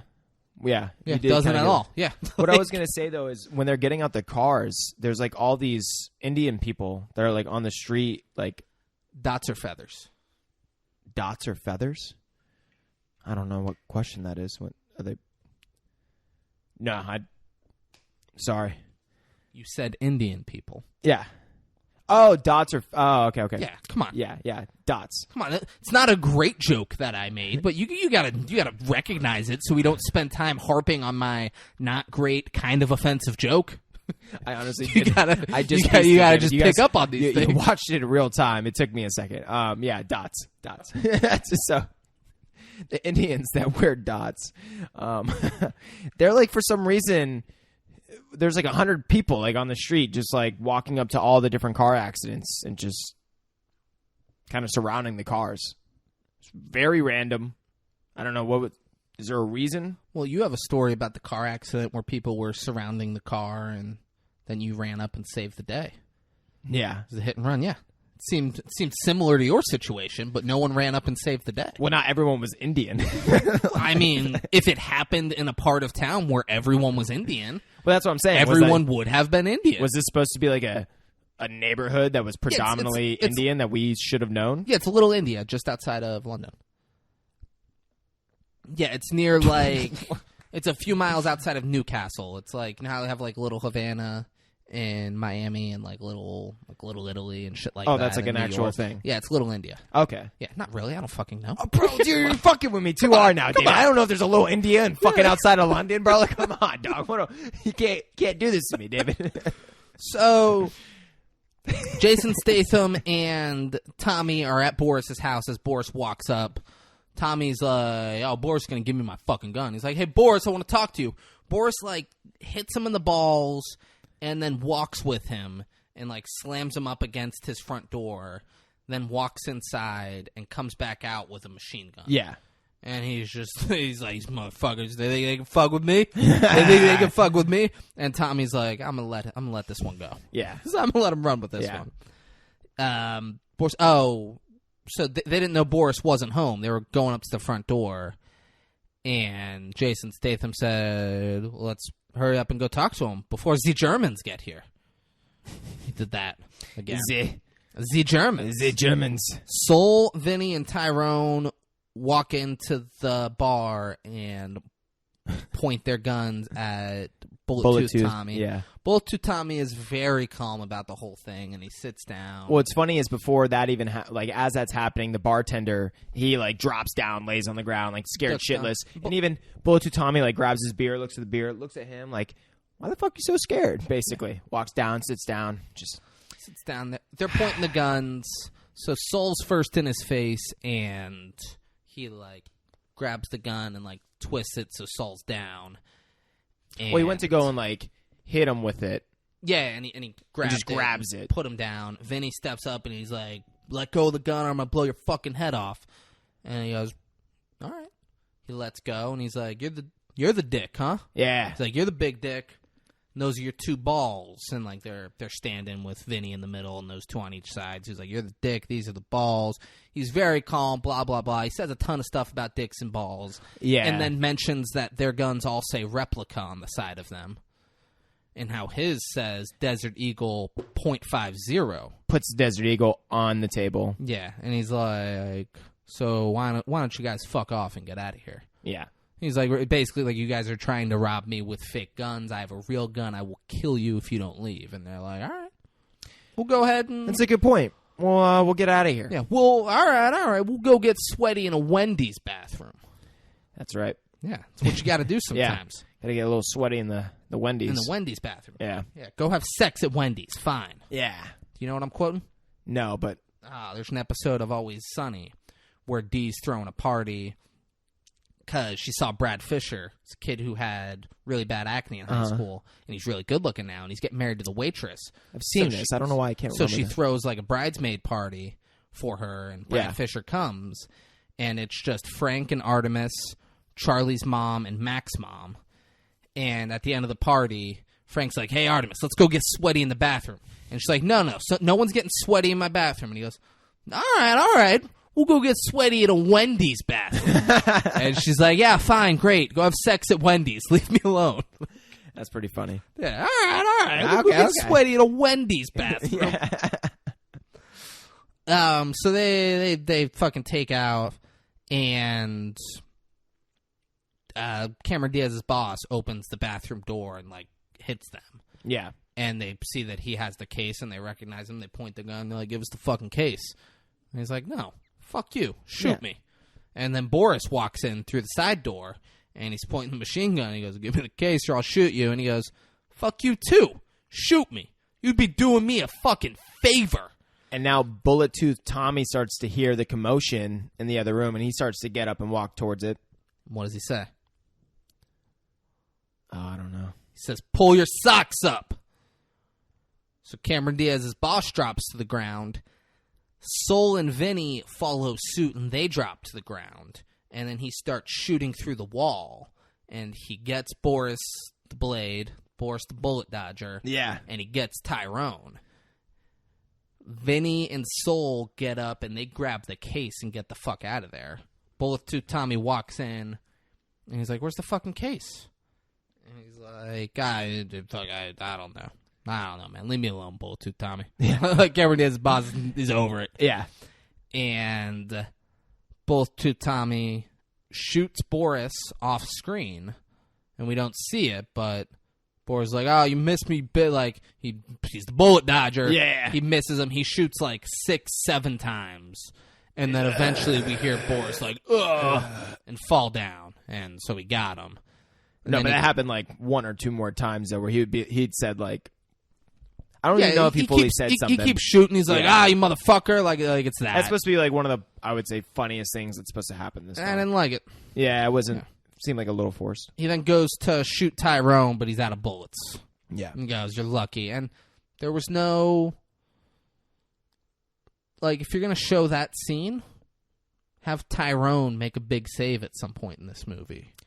Yeah. Where it's like, oh, good thing Tyrone's alive. Instead, just Tyrone like, doesn't die there. You kind of, you keep getting this, like, why isn't Tyrone dead? Tyrone might die because he got shot. He might just bleed out in that hallway. Yeah. Tyrone might not be lucky. He might have died very quickly, and instead he just lays there and dies slowly. It's a good point. We're back at the pawn shop. Vinny and Saul are looking at the diamond, and they leave to bring the diamond to Bricktop because they're going to honor that commitment. Yep. And they leave the dog chained up in the pawn shop. Vinny has the diamond, I thought, shoved up his ass, but... No, it was like supposed to be around his crotch area, I think. Crotch, okay. Yeah. And he has it there in case they get mugged. And Saul makes a great point. He said, who's going to mug two black guys with guns in a car that's worth less than their shirt? Which is a good point. And you're like, oh, yeah. Who is? Who would? Who would? I wouldn't. I wouldn't. I wouldn't. Two black guys with guns in a car worth more than my shirt? Oh, I'm robbing them all fucking day. All day. All day because they probably got a diamond. Yeah. They probably got an 84-carat diamond. I'm going to make the risk. Not in a cheap car. Nope. No chance. Yeah. And Vinny says Bullet Tooth Tony and his friend Desert Eagle .50. And he said, who the fuck cares about them? And he says, or like, what the fuck do they have to do with anything? And he says, they're staring right at me. And then Bullet Tooth Tommy just taps on the window with the gun. And he's like, all right, get out. Get out of the fucking car. Let's go. Yeah, and then what line is it? It's about, like, being idiotic and... I don't have it, so... It says something about being idiotic. Yeah. And, like loud and idiotic. Like, it was the whole irony of it is that they're stating exactly what ends up happening, and Bullet Tooth Tommy heard everything that they were talking about. So it's just like this big ironic moment. Yeah, but Bullet Tooth Tommy's who's going to do it. Yeah. So we are back at Jason Statham's Bullet Tooth Tony. Back at Jason Statham's office, and Charlie's still cooking sausages. Still in the corner cooking sausages. Jason Statham, Tommy, and Gorgeous George are playing cards. Tommy is real nervous. He's like, what if Brad Pitt doesn't go down in the 4th round? What if he fucking knocks the guy out again? I'm nervous. He's like, what happened? Jason Statham like, we'll be dead before we leave the fight. We're fucking dead. And Jason Statham goes, I'm more worried. His mom's funeral's tonight. And Pikey's love a wake. And they show Brad Pitt fucking getting hammered and throwing up and dancing and having to be carried off. He's like, I'm worried he's not going to make it to the 4th round. And he's going to get knocked out before then. Sheesh. And he's like, well, what would happen then? He said, we're fucking dead. We'd be dead before we left the fight. It's like, for sure. Yeah.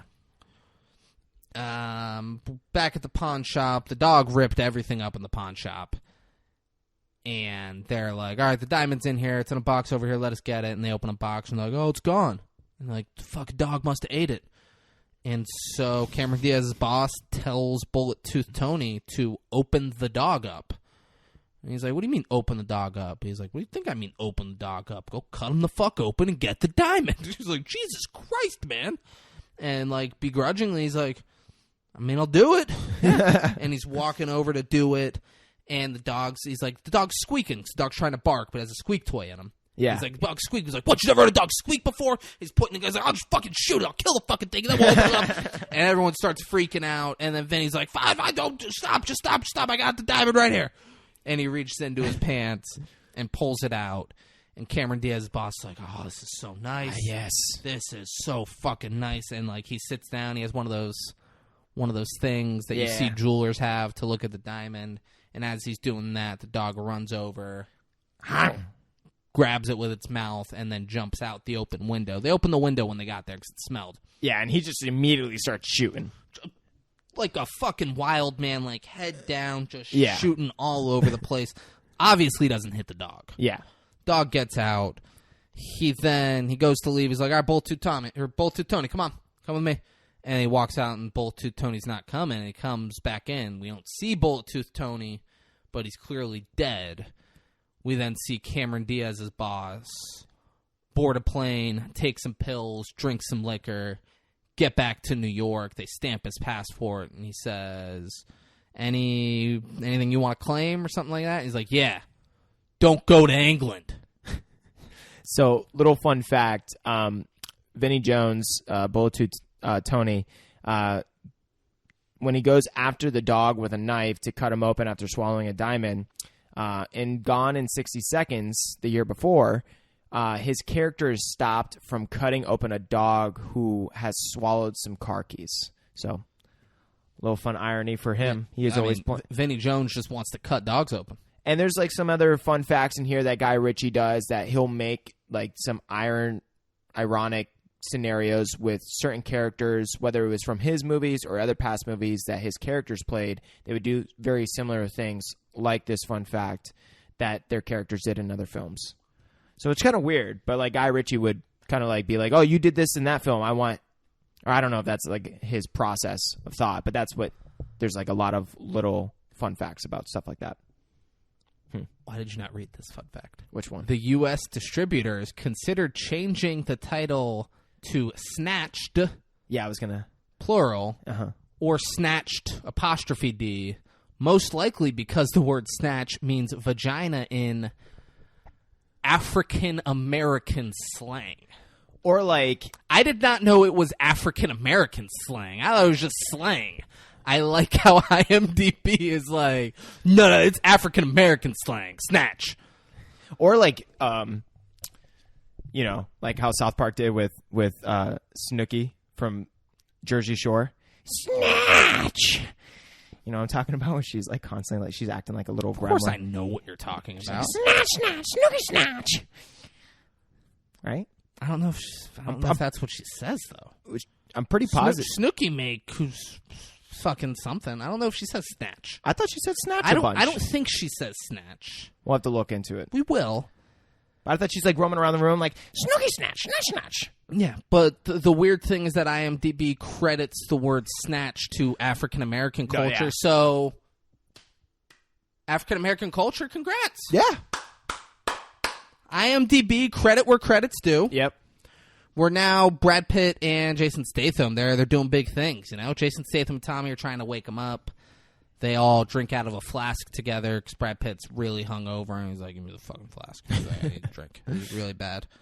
Bricktop tells his boys outside that if Brad Pitt or Jason Statham or Tommy come out before he does, to shoot them.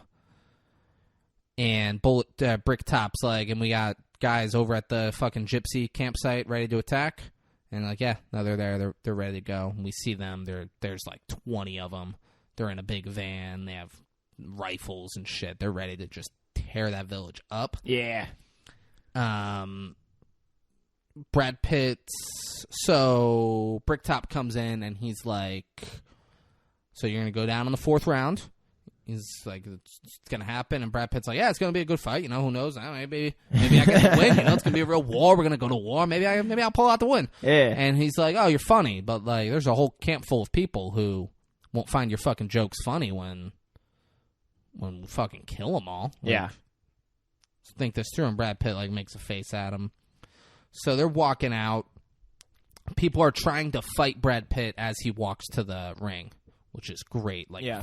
People who I assume bet on the last fight, and he was supposed to throw it and he didn't. Like, they're running at him and he's fist fighting people in the crowd. So fun fact about the crowd is that they couldn't afford a full crowd for these scenes. So they took all of the extras that they paid for, which is funny because they don't have the money because that fucking budget went to Madonna and Brad Pitt.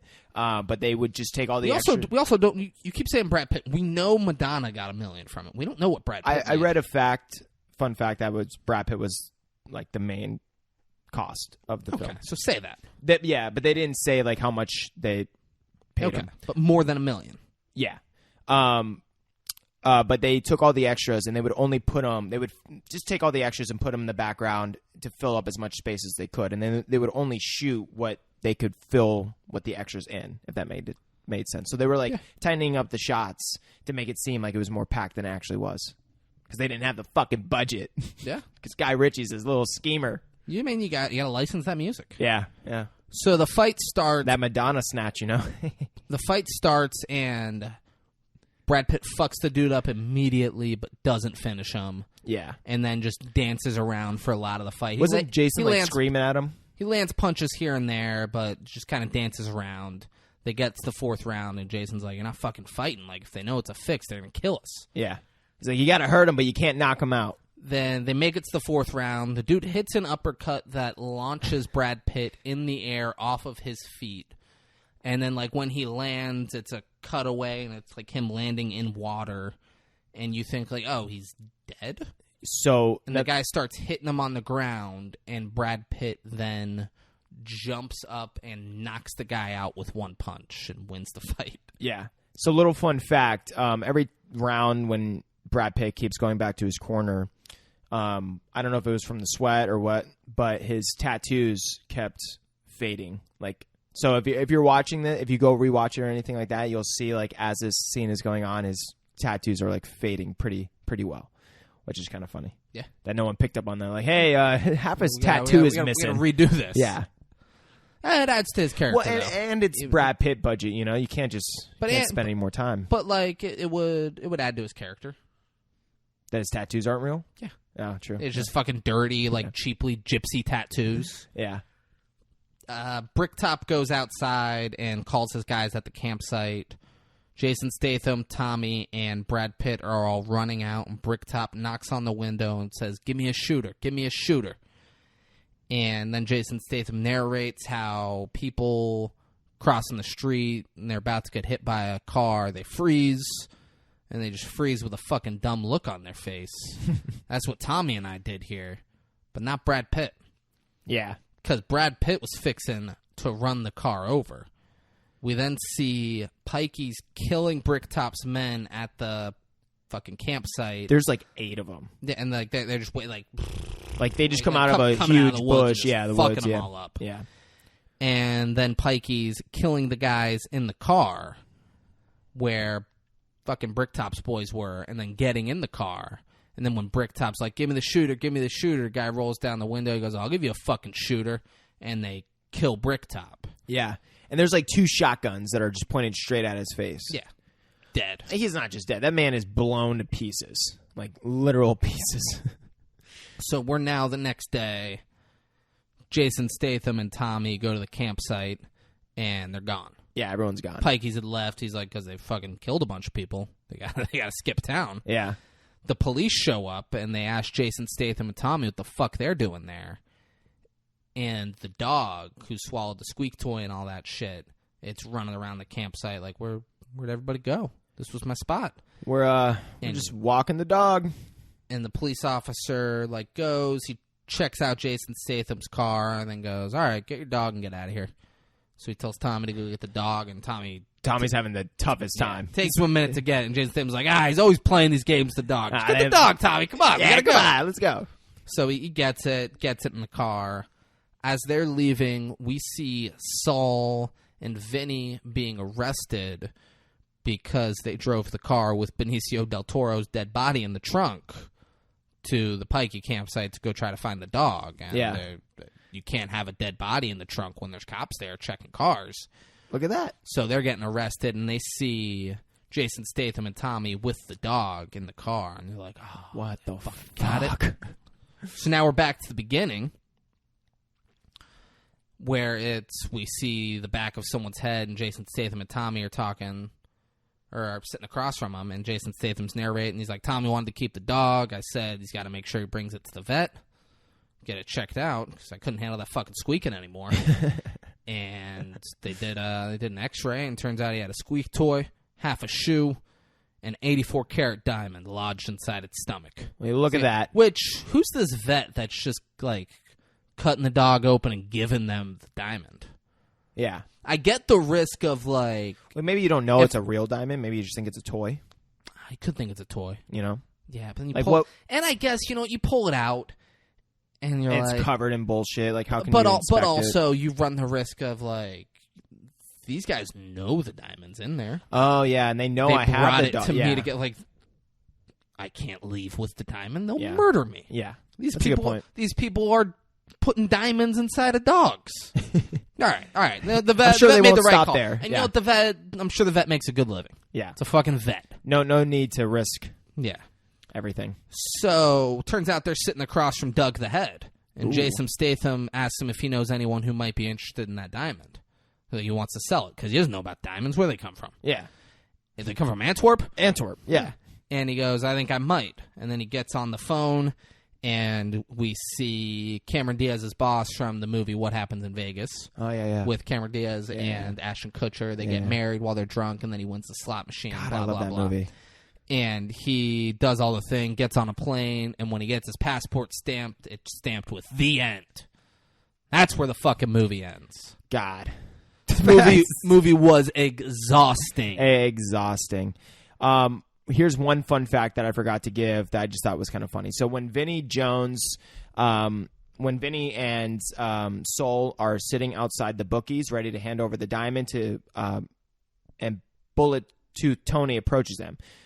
Jones was in jail after getting into a fight the night before, so he didn't turn up to set. Instead, a Vinny Jones lookalike was brought on board. The actor?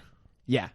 Great. So for can you imagine? You're in you're doing pretty well, in your acting career, and you get in a fight at a bar like the night before you're supposed to show up to an actual Hollywood set. Like, it just seems kind of reckless. Yeah. It's very reckless. Like, you're putting a lot on the line, because it's not just your job. You're affecting so many other people's jobs when you have 40 people working on set, probably bare minimum. and they need you on set tomorrow, and you're out And drinking Vinny's at a like, bar, nope. going and doing a fight. It's Yeah. crazy. They couldn't have lost a day of production. No, on they this. can't, Like, yeah. I'm like, they could not afford that. Especially when Guy Madonna- Ritchie's giving Madonna's getting $1 million bucks. yeah, exactly. It's fucking reckless. You know what movie's not reckless though? The Nutty Professor. The Nutty Professor did like on schedule to a T. Eddie Murphy's fucking professional. Yeah, doesn't miss a day. You give him a job, he's gonna get it done. Yep. He's gonna get it well done. You know what other movie? It's your pick. The movie we're doing next week. Oh, Jurassic World. Jurassic fucking World, guys. Yep. Not even. I mean, it seems very reckless. It seems reckless. Seems It's out there, reckless to the seems highest degree. nonstop. Yeah. They fucking replace Sam, whatever his last name is, with Chris Pratt. Yeah. They're just fucking out there. Yeah. You guys want to watch Jurassic World before we do a podcast on Jurassic World? You should watch Jurassic World before we do a podcast on Jurassic World. Here's where you can watch Jurassic World before we do a podcast on Jurassic World. It's available, like fuck Jurassic World. It's not available anywhere, really. It's not. So, like, all of the Jurassic Park movies. We're on HBO. Yeah, very easy. You got a subscription, you watch it. These, you can rent it for $3.99 on YouTube, Google Play, Vudu, Apple TV, or Amazon Prime Video. $3.99, Jurassic World. Braden. Yeah. We did Snatch because it was Chuck Dahlia. Chuck Dahlia was going to wear my face if we didn't do Snatch. Oh, that would have been scary. Yeah, Then it would have drank your adrenochrome. He might have. Then it He would sure look might like have. Brad Pitt today. So, 52. So he's 58. 58. Yeah. Fuck. We're doing Jurassic World next week because that's your pick. Yeah. But let's say like someone's listening and they want to do what a Chuck Dahlia did. Yeah. They want to do what a Matty McDonough did. Okay. Yeah. They want us to do their favorite movie. Oh, David. How would they go about telling us to do their favorite movie? It's easy. All they have to do is email us at the56kings@gmail.com. Do you mean at FIVESIXKING S. at gmail.com? Yes. Now, neither of them emailed us, though. They did it another way. What would that be? And even the easier way, you could just contact us at Instagram at the 56kings. Do you mean at FIVESIXKING S. on Instagram? So easy. Guys, it's that easy. Why wouldn't you? Just slide in. Honestly, why wouldn't you? Go in the DMs. You're Yeah. like, hey, guys, I really want you to do this movie. Could you do this movie? And, like, maybe. Maybe. Maybe not. But, like, what's the hurt in asking? Yeah, come on. Honestly, what's the hurt in asking? You got to try. Yeah. Life's about trying. You know, you Life got to care. You miss 100% of the shots you don't take. Yep. That's Wayne Gretzky for you. Yeah. He's the greatest player in a sport that nobody cares about. One shot, don't let the chance blow. Eminem. I like mine better. Oh, okay. I like mine better, and I made a joke about hockey that you just kind of glossed over because you wanted to make it. I thought we were just taking like famous people who like were talking about like No. I was then segueing into shitting on hockey as a sport by calling Wayne Gretzky the greatest player in a sport that nobody cares about. It makes sense. Yeah, and then like I was gonna try to think of like a clever being like that's like having a bunch of money in the currency of a country that doesn't exist. Like I was gonna try to think of, I was gonna try to come up with something like that, but then you jumped in with your Eminem lyric and really ruined it. Yeah. So Braden, they know where to watch us. They know where to reach us. But when do they watch us? When do they listen to us? When do new episodes of the 5-6 Kings drop? David, every motherfucking Monday. So hold on, every motherfucking Monday? Every motherfucking Monday. So we're talking like Memorial Day's coming up. Yep. Labor Day. Yep. Fucking Martin Luther King Day. President's Day. You bet. What if Christmas is on a Monday? We don't discriminate, David. Every motherfucking Monday. Well, you heard it here, guys. Every motherfucking Monday, new episodes of the 5-6 Kings. Thank you all for watching. Thank you all for listening. I love you all very much, and we'll see you next week. Peace out. Palm Beach County, that's where I'm from.